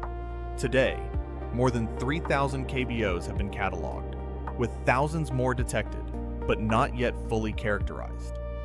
Each new discovery added detail to the emerging picture of the Kuiper Belt. Early on, astronomers noticed that some objects had orbital periods that seemed special. When they calculated the ratios between these objects' periods and Neptune's period, simple fractions appeared: 213, 12, 215. These were mean motion resonances, orbital configurations where the gravitational interaction with Neptune creates stable zones. The 2.3 resonance, where objects orbit twice for every 3 Neptune orbits, proved especially populous. Pluto itself occupied this resonance, and the objects sharing it came to be called Plutinos in honor of the most famous member. Other objects orbited in the classical belt, the region between Neptune's 2-3 and 1-2 resonances, where no strong resonances dominate. These classical KBOs showed a peculiar division into 2 groups based on their orbital inclinations. Some, the cold classical KBOs, had very low inclination orbits, staying within a few degrees of the ecliptic plane.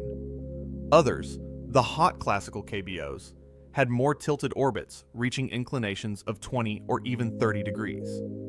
This wasn't a difference in temperature.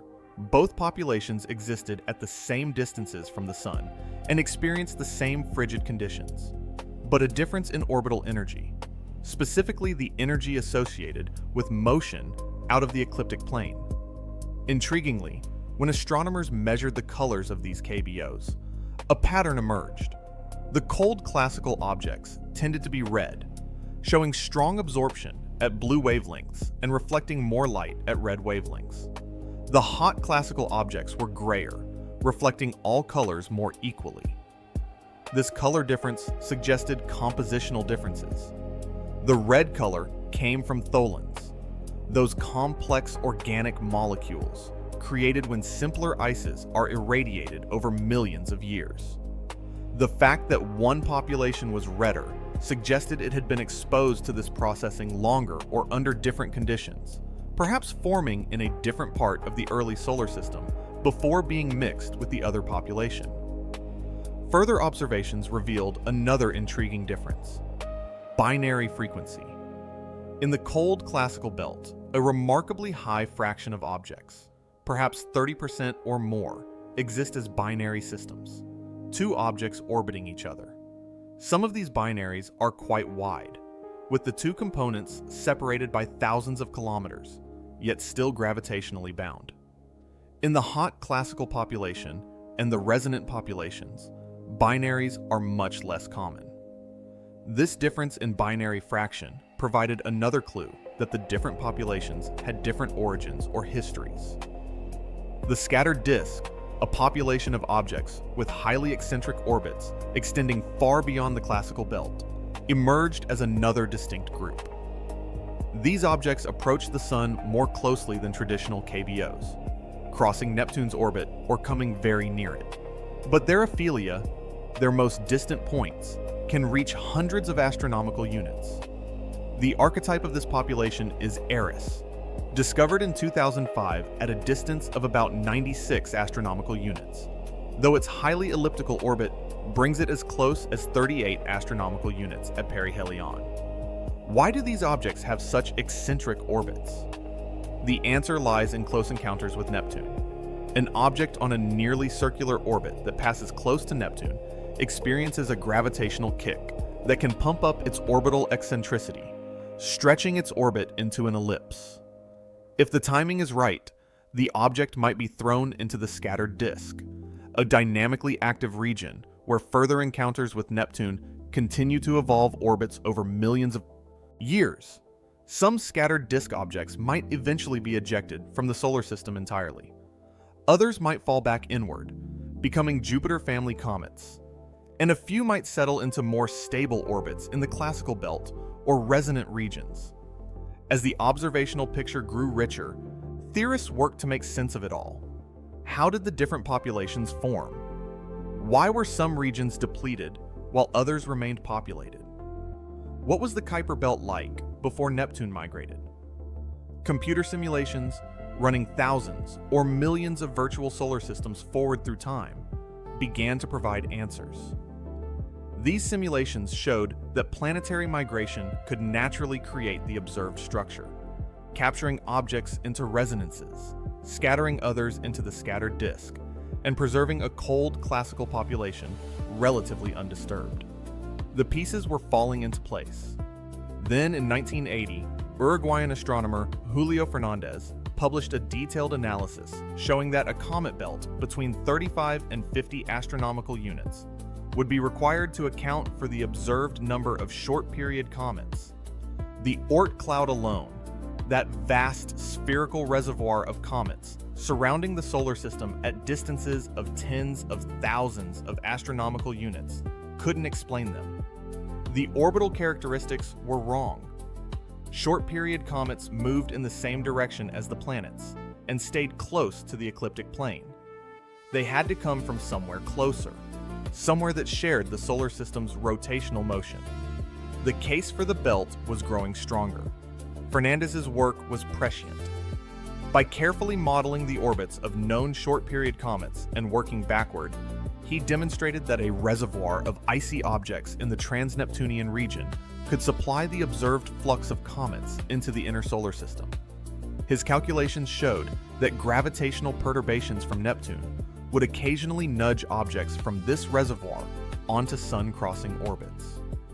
Once these objects entered the realm of the giant planets, further encounters would evolve their orbits, eventually creating the population of short-period comets observed from Earth. This was a crucial piece of evidence. It wasn't just a matter of wondering where the Kuiper Belt might be or what it might contain. Fernandez showed that it had to exist to explain phenomena we could already observe, the short-period comets. The belt wasn't optional, it was necessary. And it would serve as the source region for objects like Halley's Comet, Comet Encke, and dozens of others that regularly visited the inner solar system. The temperature of eternal night. Understanding the Kuiper Belt requires understanding cold, not the everyday cold of a winter day, or even the extreme cold of Antarctica, but cold on a scale almost incomprehensible to human experience. The Kuiper Belt exists in a realm where the sun, though still the brightest object in the sky, provides only a tiny fraction of the warmth it delivers to Earth. At 40 astronomical units, sunlight is roughly 1,600 times weaker than on Earth. At this distance, the sun appears as a brilliant star rather than a blazing disk, still far brighter than any other star, but no longer the dominant presence in the sky. This faint sunlight translates to temperatures that hover around 40 to 50 Kelvin, depending on distance from the sun and the object's albedo, how reflective its surface is. To put this in perspective, 40. Kelvin is negative 233 degrees Celsius, or negative 388 degrees Fahrenheit. At these temperatures, nitrogen freezes solid. Methane, which on Earth is a gas we might use to fuel a stove, forms hard ice. Carbon monoxide, oxygen, even argon, all freeze into solid form. Water ice, at these temperatures, is as hard as granite on Earth, essentially a rock made of frozen H2O. These extreme temperatures have profound effects on Kuiper Belt objects. Materials we think of as soft or fluid on Earth become rigid and unchanging.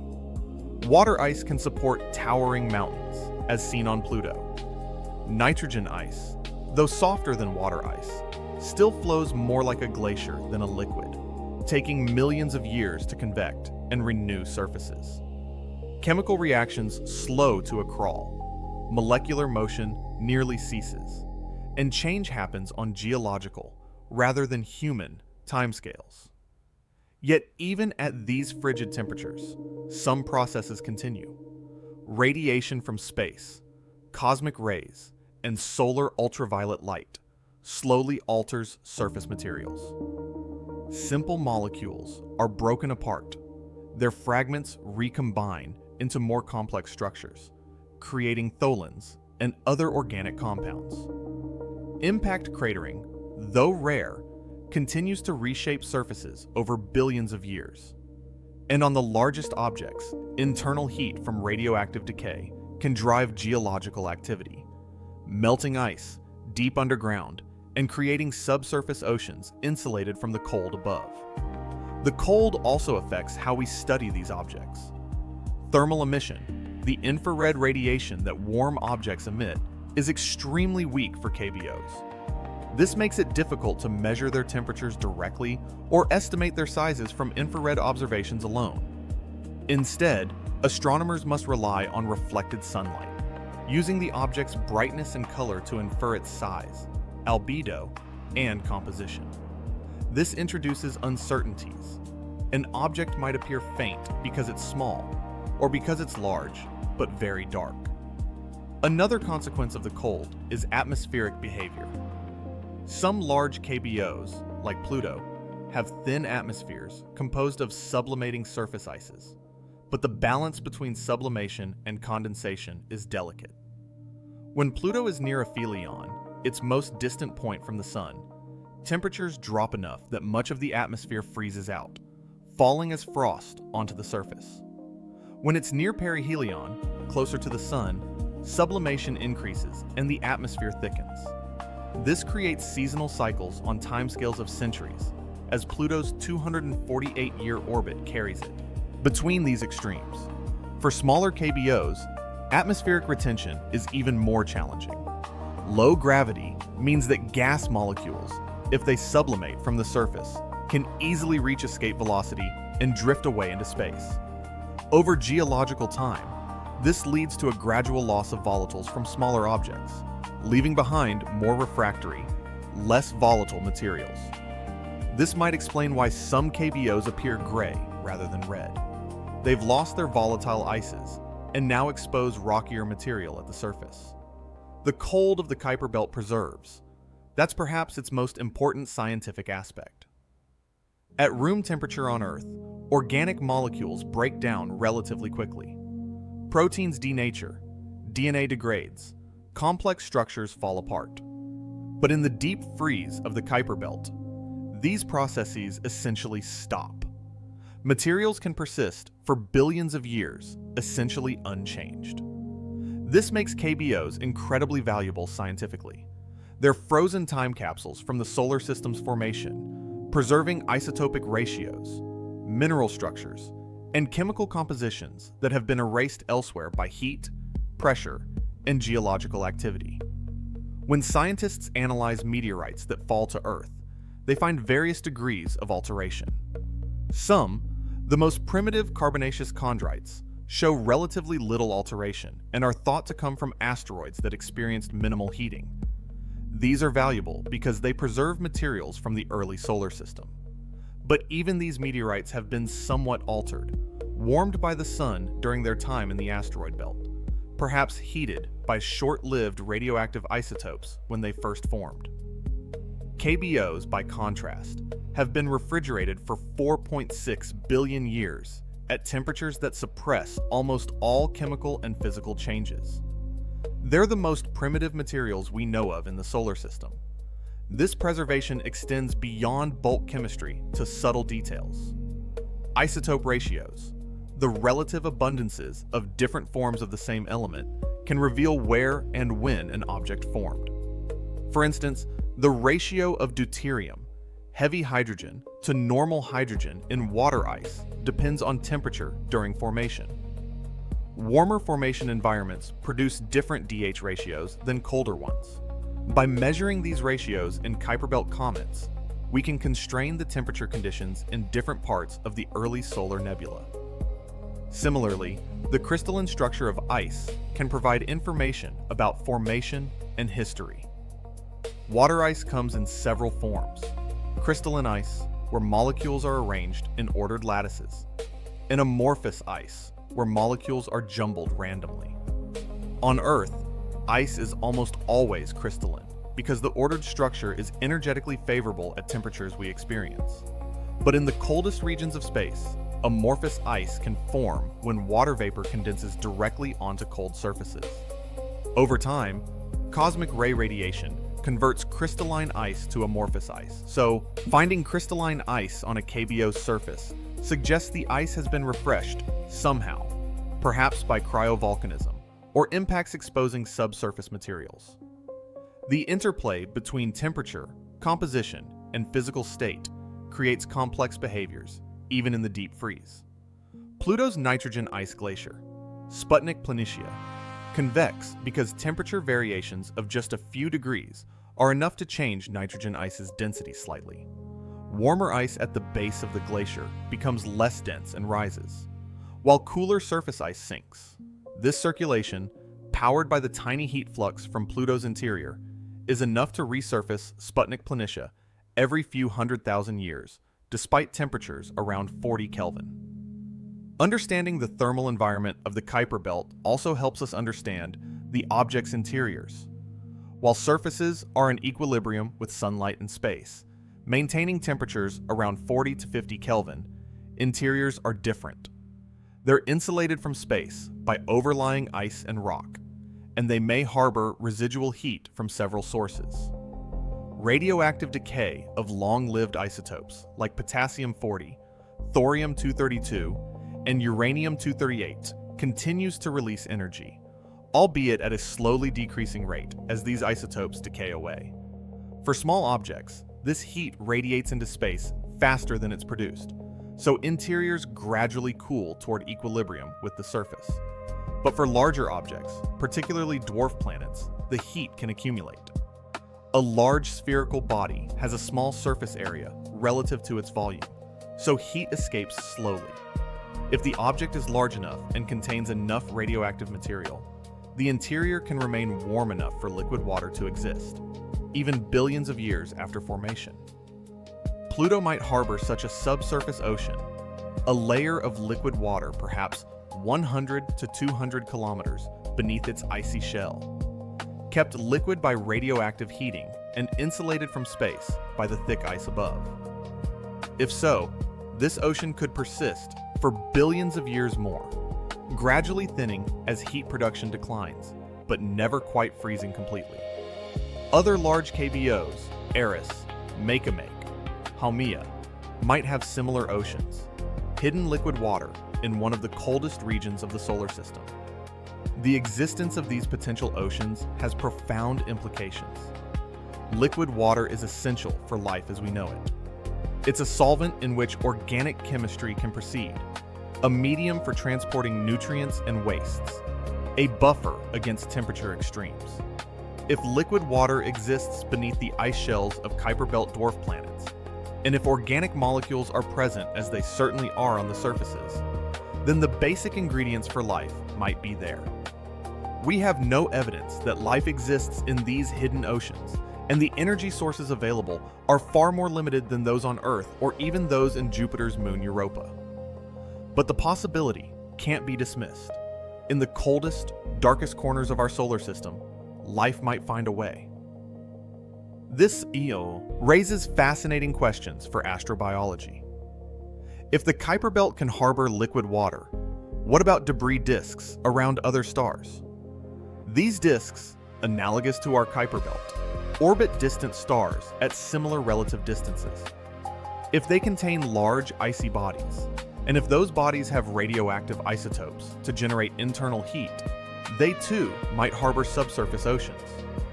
The universe might be filled with hidden aquatic environments, locked beneath ice shells circling distant suns, places where life could emerge and evolve in complete isolation from the surfaces above or the stars beyond. Resonances. Neptune's orbital symphony. One of the most elegant features of the Kuiper Belt is its resonant structure, a symphony of orbits orchestrated by Neptune's gravity. Orbital resonances occur when two objects orbit the Sun with periods that have simple integer ratios, 2:1, 3:2, 5:3, and so on. When these ratios exist, the two objects encounter each other at the same points in their orbits repeatedly, allowing gravitational effects to accumulate over time. Sometimes these accumulated effects stabilize orbits, creating safe havens where objects can persist for billions of years. Other times, they destabilize orbits, ejecting objects from the region. The most famous resonance in the Kuiper Belt is the 2.3 resonance with Neptune, where objects complete exactly 2 orbits for every 3 Neptune completes. This resonance is home to Pluto and hundreds of similar objects called Plutinos. The stability of this resonance is remarkable. You might think that if an object's orbit crosses Neptune's, close encounters would be inevitable and the object would eventually be scattered away. But the 2.3 resonance prevents this. Objects in the resonance are phase protected. Their orbital motions are synchronized with Neptune's, such that when they cross Neptune's orbital path, Neptune is always far away on the other side of the Sun. To understand how this works, imagine Pluto in its elliptical orbit. At perihelion, Pluto's closest approach to the Sun, it actually comes inside Neptune's orbital radius, moving closer to the Sun than Neptune does. This crossing happens twice per orbit, once on the way in toward perihelion and once on the way back out. But because of the 2-3 resonance, these crossings always occur when Neptune is elsewhere. The timing works out perfectly, orbit after orbit, century after century, because the resonance maintains the phase relationship between the 2 objects. This isn't unique to Pluto. Hundreds of Plutinos share the 2.3 resonance, all enjoying the same protection from close encounters with Neptune. Their orbits precess slowly, their perihelion points rotating around the Sun over thousands of years, but the resonance maintains the critical phase relationship. Collisions between Plutinos are possible since they share the same orbital region, but encounters with Neptune are avoided. The 2.3 resonance is just one of many populated resonances in the Kuiper Belt. The 1-2 resonance, where objects orbit half as fast as Neptune, completing 1 orbit for every 2 of Neptune's, marks the outer edge of the main Kuiper Belt at about 48 astronomical units. This resonance is also populated, though less densely than the 2.3. Objects in the 1.2 resonance, sometimes called Plutinos, follow similar rules of phase protection, never coming too close to Neptune, despite orbiting in adjacent regions of space. Other resonances include the 3.5, 4.7, and 3.4, each with its own small population of objects. Even the 1.1 resonance exists, though it's occupied not by a diffuse cloud of small objects, but by Neptune's Trojan asteroids, bodies that share Neptune's orbit, but lead or trail the planet by about 60 degrees. These Trojans were likely captured during Neptune's migration, swept up from the planetesimal disk and deposited in the stable Lagrange points, where they remain today. The resonances weren't always where they are now. When Neptune migrated outward from its formation location, its resonances migrated with it. Objects already orbiting near a resonance could be captured and dragged outward as the resonance swept through space. This process, called resonance sweeping, is thought to be responsible for populating many of the resonances we see today. Objects that were originally in the inner planetesimal disk, at 20 to 30 astronomical units, could have been captured and transported outward to their current locations beyond Neptune. Computer simulations of this process show it works beautifully. Start with Neptune in a compact orbit, say at 20 astronomical units, and surround it with a disk of planetesimals. As Neptune migrates outward due to gravitational interactions with the disk, its resonances sweep outward like beacons. Objects encounter these resonances and many get captured, their orbits evolving along with the resonance as Neptune continues to migrate.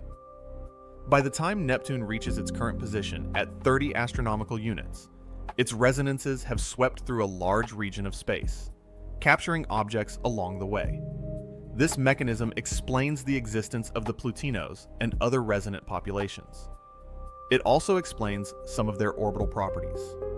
For instance, many Plutinos have moderate to high eccentricities and inclinations, reflecting their origins in a dynamically excited disk. The capture process tends to preserve these orbital characteristics, even as it changes the semi-major axis to match the resonance. But not all resonances are stable. Some, called chaotic resonances, amplify small perturbations over time, causing orbital parameters to wander unpredictably. Objects trapped in chaotic resonances might survive for millions or tens of millions of years, but eventually, their orbits become unstable and they're ejected from the resonance. This creates depleted zones in the Kuiper Belt, regions where objects can't survive long-term, even though they might temporarily reside there. The interplay between different resonances creates additional complexity. In some regions, multiple resonances overlap, creating chaotic zones where no stable orbits exist. In other regions, resonances interact in ways that enhance stability, creating especially safe havens. The Kuiper Belt structure is thus a complex map of stable and unstable regions, a gravitational landscape sculpted by Neptune's motion and maintained by the mathematics of orbital mechanics. Studying these resonances helps us understand not just the Kuiper Belt, but orbital dynamics in general. Resonances appear throughout the solar system. Jupiter's inner moons, Io, Europa, and Ganymede, are locked in a chain of resonances that drive tidal heating and geological activity. Saturn's rings are sculpted by resonances with its many moons. Even the asteroid belt shows resonant structure, gaps where resonances with Jupiter destabilize orbits. By understanding how resonances work in the Kuiper Belt, where the structure is relatively simple and the perturbations dominated by a single massive planet, we gain insights that apply to more complex systems. When we discover exoplanetary systems with multiple planets, we often find them in or near resonances. Understanding the stability and evolution of these resonant configurations helps us interpret observations and model how these systems formed and evolved. The resonant structure of the Kuiper Belt also has practical implications for spacecraft missions. Trajectories through the belt must account for the distribution of objects in resonances. While collisions with KBOs are extremely unlikely given the vast spaces involved, mission planners still prefer to avoid regions of higher density when possible. Understanding where objects cluster due to resonances helps identify the safest paths through the belt for spacecraft, like New Horizons, continuing outward into interstellar space. The colors of deep space. What surface hues reveal? When astronomers first began discovering Kuiper Belt objects in significant numbers, one of the earliest things they measured was color. Not color in the artistic sense, but the relative brightness of objects in different wavelength bands. How much blue light versus red light they reflect. This might seem like a minor detail, but color proved to be a powerful diagnostic tool, revealing clues about composition, surface processes, and the belt's complex history. The color measurements revealed a striking diversity. Some KBOs were decidedly red, reflecting substantially more light at red and infrared wavelengths than at blue wavelengths. Others were neutral or gray, reflecting all wavelengths more or less equally. A few were even slightly bluish. And these colors weren't randomly distributed. They correlated with orbital properties in intriguing ways. The cold classical Kuiper Belt objects, those with low inclination, low eccentricity orbits between the resonances, tended to be the reddest. Their surfaces reflected red light much more efficiently than blue light, giving them colors similar to or even redder than Mars.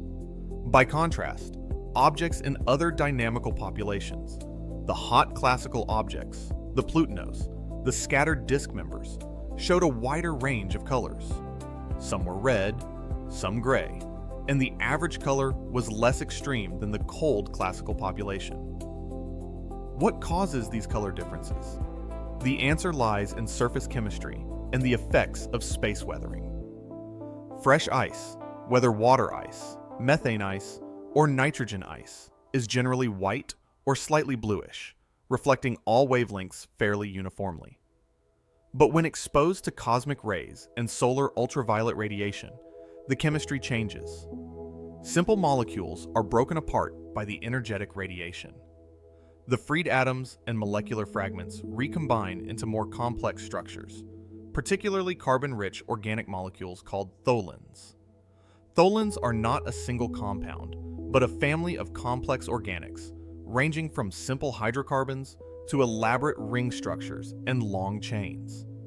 They form through radiation processing of simpler ices over millions of years, accumulating at surfaces faster than they're removed by impacts or sublimation. And tholins are red.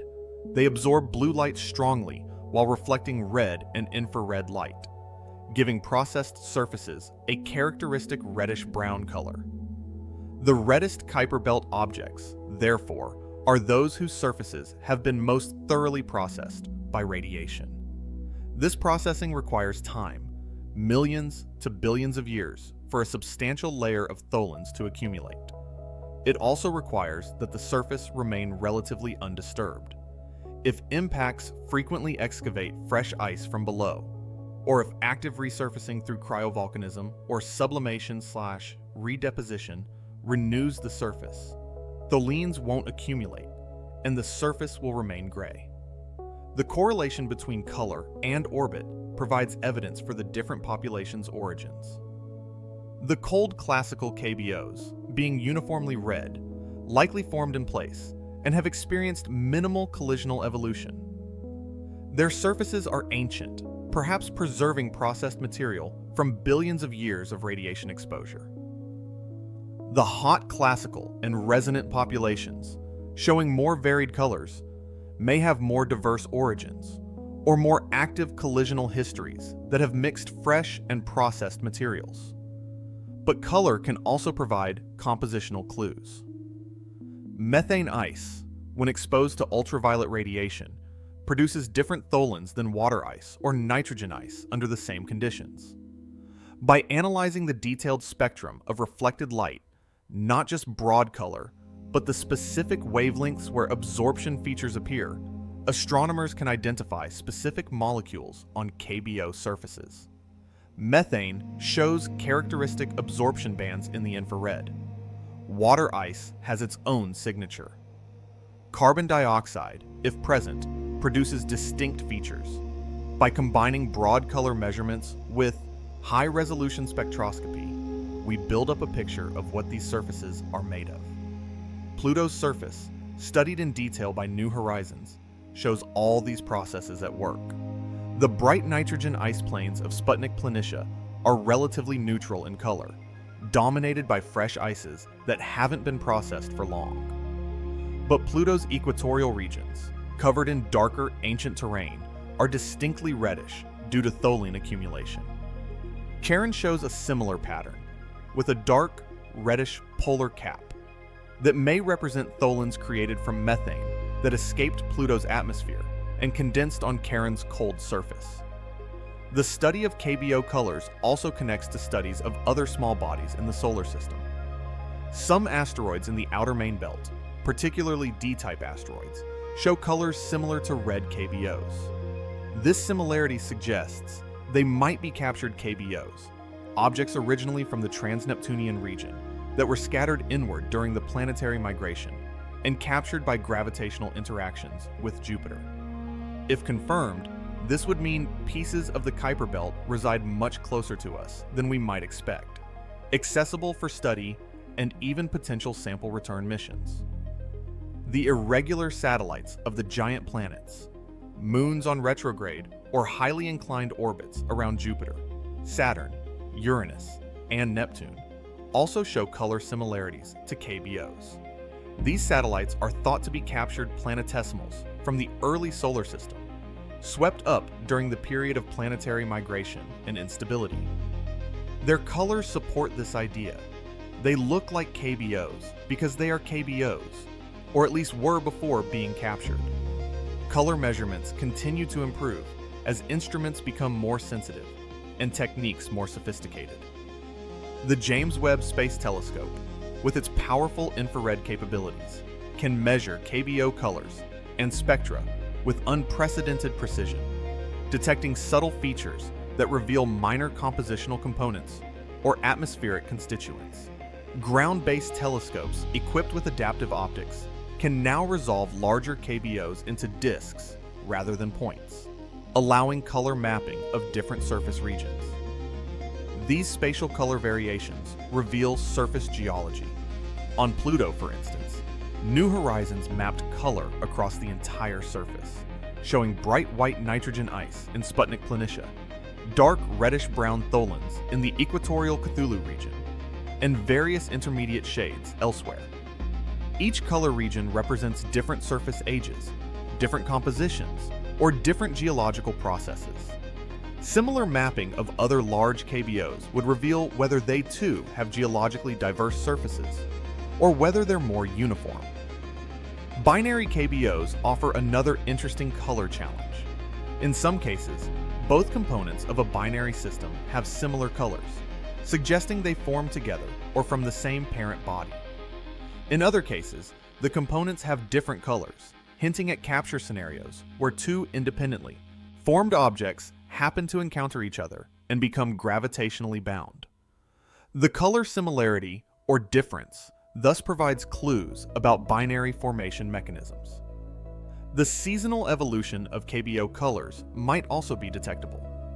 If an object has an atmosphere that periodically condenses onto the surface during its long orbital winter, then vaporizes again during summer, the surface color might change as fresh ice is deposited or sublimated away. Monitoring KBOs over multiple decades might reveal such changes. Though the timescales involved, Pluto takes 248 years to orbit the Sun. Make this challenging. We'd need long-term observing programs spanning human generations to track seasonal changes on the most distant objects. Understanding KBO colors ultimately ties back to understanding the early solar system's chemistry. The molecules that condensed into ice in different parts of the protoplanetary disk depended on temperature, pressure, and the availability of different elements and compounds. Closer to the Sun, only the most refractory materials condensed. Further out, water ice condensed. Further still, methane and ammonia ices. The Kuiper Belt formed in the coldest reaches where even carbon monoxide and nitrogen could freeze. By studying which molecules appear on which KBOs, and how those molecules correlate with orbital properties and dynamical populations, we reconstruct the temperature and chemical gradients in the early solar nebula. We learn where in the disk different objects formed, how much mixing occurred, and how the giant planet's migration redistributed materials. The colors we measure through our telescopes encode this information, a chemical history written in reflected light, waiting to be read and understood. Charon and the binary dance. Among the Kuiper Belt's many mysteries, few are as captivating as the Pluto-Charon binary system. Charon isn't just Pluto's largest moon, it's massive enough, more than half Pluto's diameter and about 1/8 its mass, that the two form a true binary system. Unlike Earth and our moon, where Earth's much greater mass places the barycenter, the center of mass around which both bodies orbit, inside Earth, the Pluto-Charon barycenter lies in space between the two bodies. Both Pluto and Charon orbit this point, locked in a gravitational waltz that's been ongoing for billions of years. This binary configuration is rare in the solar system. While many planets have moons, and some asteroids exist in binary pairs, few systems have mass ratios as extreme as Pluto-Charon. It's almost as if they're twin worlds rather than a planet and satellite. And this configuration has profound effects on both bodies. The most obvious effect is tidal locking. Both Pluto and Charon are tidally locked, not just Charon to Pluto, but Pluto to Charon as well. They always show the same faces to each other, rotating synchronously with their mutual orbit. This double tidal locking is unique in the solar system.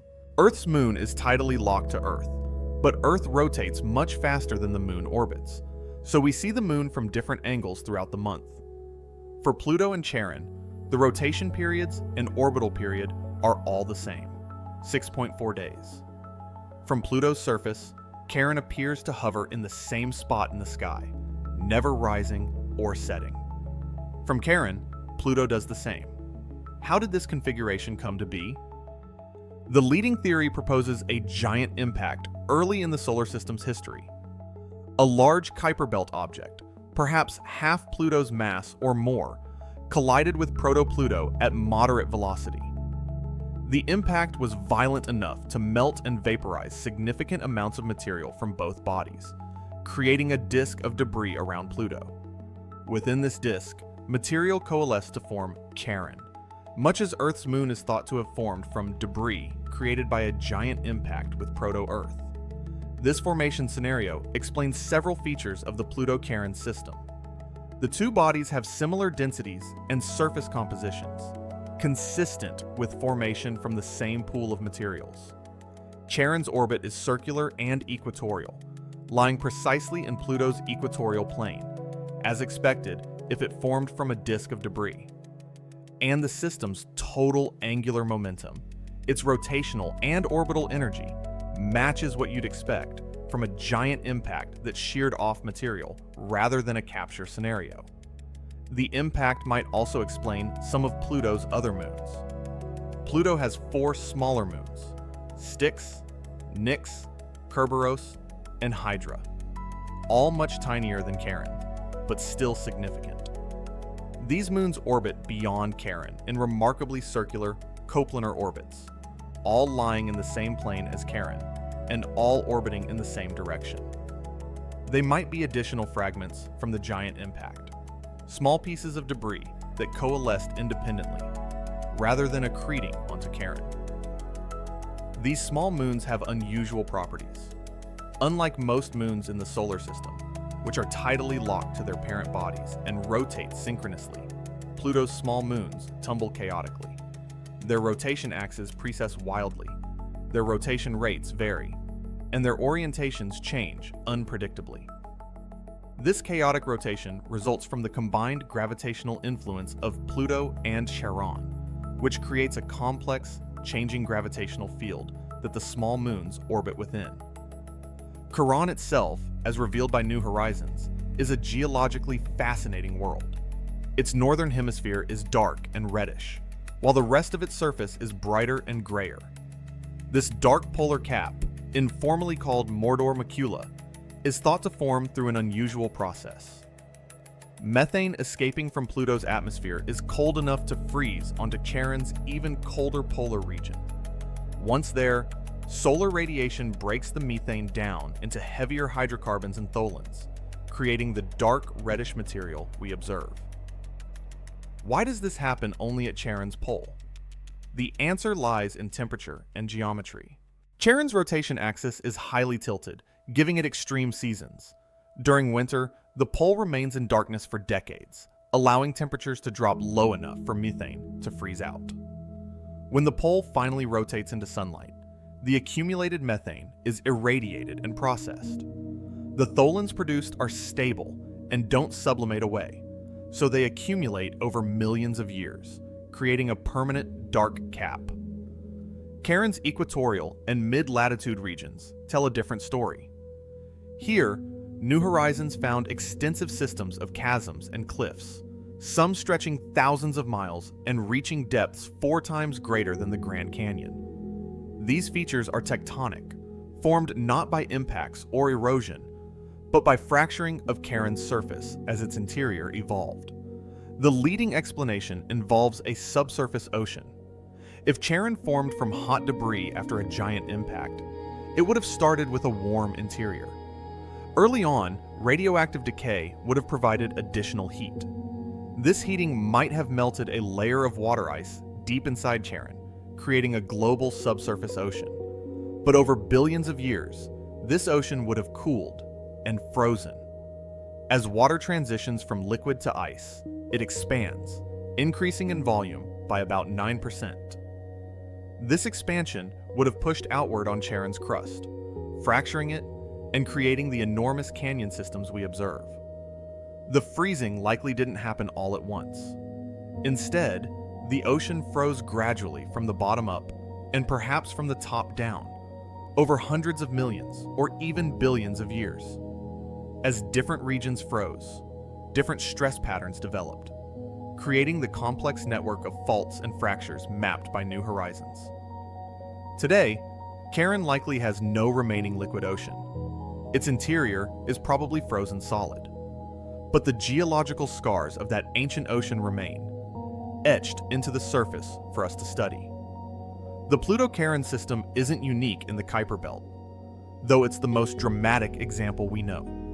Binary systems are common among KBOs, more common than for asteroids or objects in the inner solar system.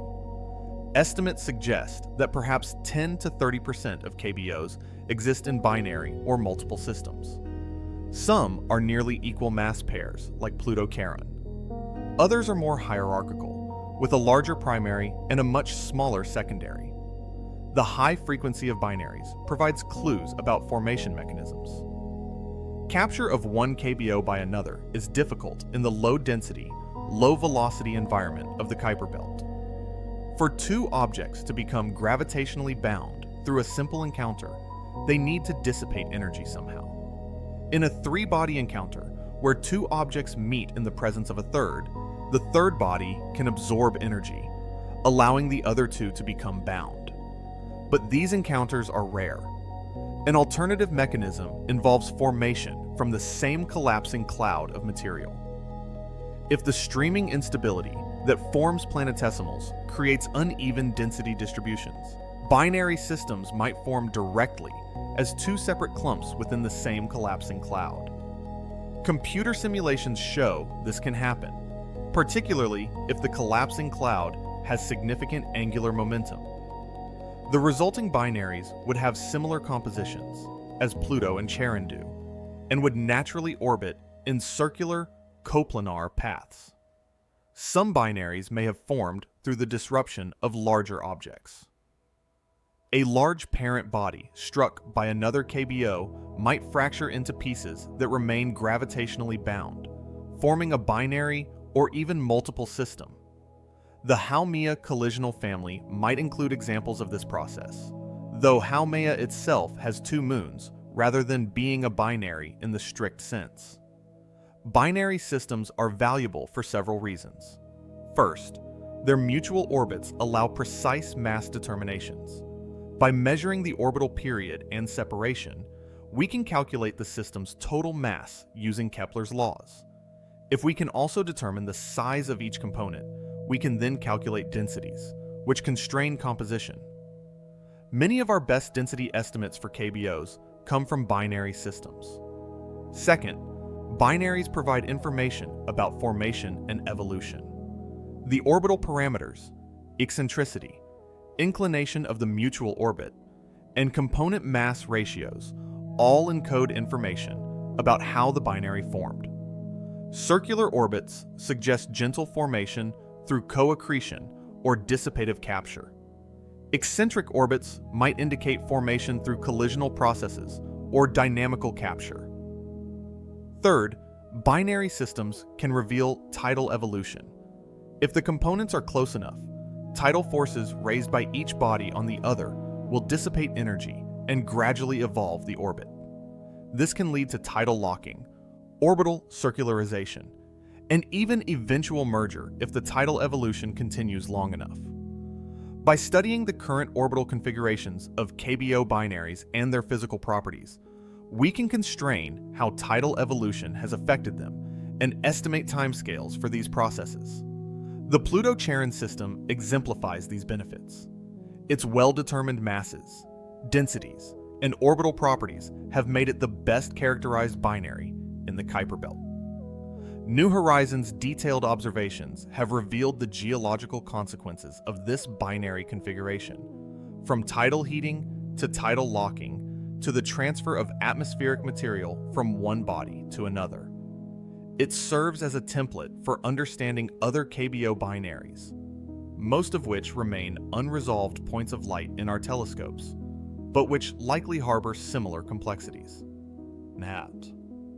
The edge of everything. And so we arrive at the boundary. Not a wall or a barrier, but a gradual fading. Beyond 50 astronomical units, the Kuiper Belt thins. Objects become sparse, separated by vast gulfs of emptiness. The scattered disk extends further, carrying errant worlds on eccentric paths that loop far beyond the classical belt's neat boundaries. And beyond even that lies the heliopause, where the sun's influence finally yields to the interstellar medium. New horizons crossed into this realm. After Pluto, after Arrokoth, the spacecraft continued outward, now one of only 5 human-made objects to leave the planetary region entirely. The others, Pioneers 10 and 11, Voyagers 1 and 2. Together, they form humanity's farthest reach, tiny emissaries carrying messages and memories into the cosmic dark.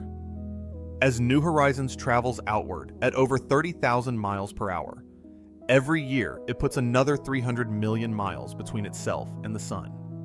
Every year, the warmth and light it receives diminish further. By 2038, its radioisotope power source will have decayed to the point where it can no longer operate its instruments. The spacecraft will go silent, continuing its journey without speaking, a mute traveler carrying the story of Pluto and Arrokoth into the space between stars.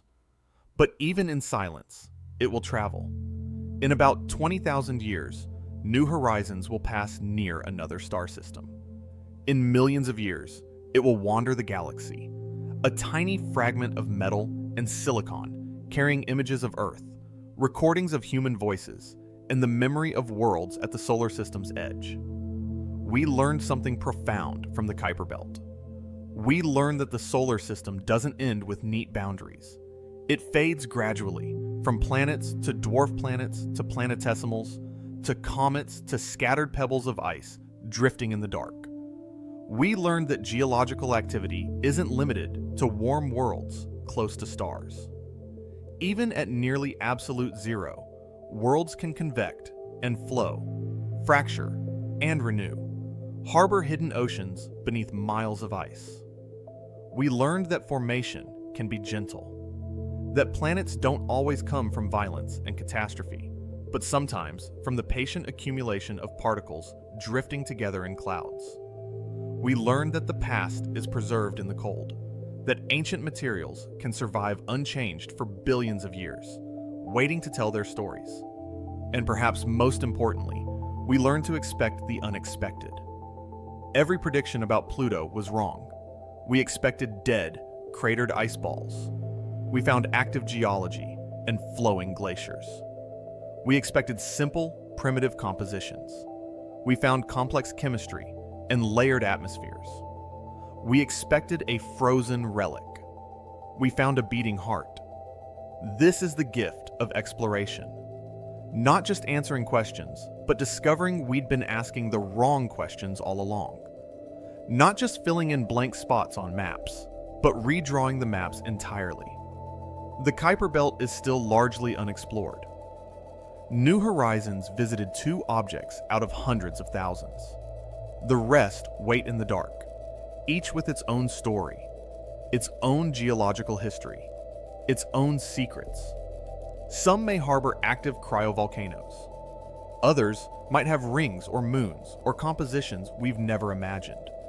A few might even host subsurface oceans, hidden seas where chemistry persists in the cold.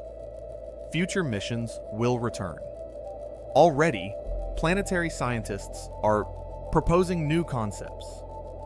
Orbiters that could spend years studying Pluto and Charon in detail. Landers that could touch down on icy surfaces and drill into ancient materials. Sample return missions that could bring pieces of the Kuiper Belt back to Earth for analysis in laboratories. These missions face enormous challenges. The distances are vast. The sunlight is weak. The cold is extreme. But they're possible. New Horizons proved that. And what we might discover makes every challenge worthwhile. Because the Kuiper Belt holds answers to fundamental questions. How did the solar system form? Where did Earth's water come from? How did organic molecules anything necessary for life first arise? Is there life elsewhere in the solar system, hidden in subsurface oceans? And beyond our solar system, around other stars, what do their Kuiper Belts look like? Every debris disk we observe around a distant star represents another system's Kuiper Belt. Some are massive, containing hundreds of times more material than ours. Others are nearly empty, their material long since scattered or accreted into planets. By studying our Kuiper Belt in detail, we gain insights into these distant systems, learning how planetary systems in general form, evolve, and age. Tonight, as you drift towards sleep, remember, you're made of this. The water in your cells likely came from comets that originated in the Kuiper Belt, delivered to Earth during the late heavy bombardment billions of years ago. The organic molecules that became the building blocks of life may have formed in cold molecular clouds, like those in the outer solar nebula. The iron in your blood was forged in supernovae, yes, but it traveled through the solar nebula and may have spent time in Kuiper Belt objects before being incorporated into Earth. You are, quite literally, made of stardust that passed through the Kuiper Belt. And those distant worlds, frozen and dark, drifting in their ancient orbits, are not separate from us. They're part of the same story, the same origin, the same cosmic family. What happens at the edge of the solar system matters because it's where we came from. It's the attic where old memories are stored, the deep freeze where ancient ingredients are preserved, the frontier where the future of exploration is written. So tonight, rest easy. Let your thoughts drift outward like new horizons, beyond the familiar, into the cold and the dark, to the place where Pluto's nitrogen heart beats in slow motion, where Arrokoth tumbles through the void unchanged, where countless worlds we've never seen wait patiently for their moment of discovery. The Kuiper Belt is quiet, cold, ancient, and full of wonders. Sleep well. Dream of frozen hearts. Dream of gentle mergers. Dream of worlds at the edge of everything, where the sun's light fades to a whisper, where temperatures approach the absolute limit, and where, against all odds, the story of the solar system lives on. If these explorations helped you find peace tonight or sparked your curiosity about the cosmos, consider subscribing to the channel. It helps others find their way here too, one sleepy soul at a time. Thank you for drifting with us to the edge. Good night.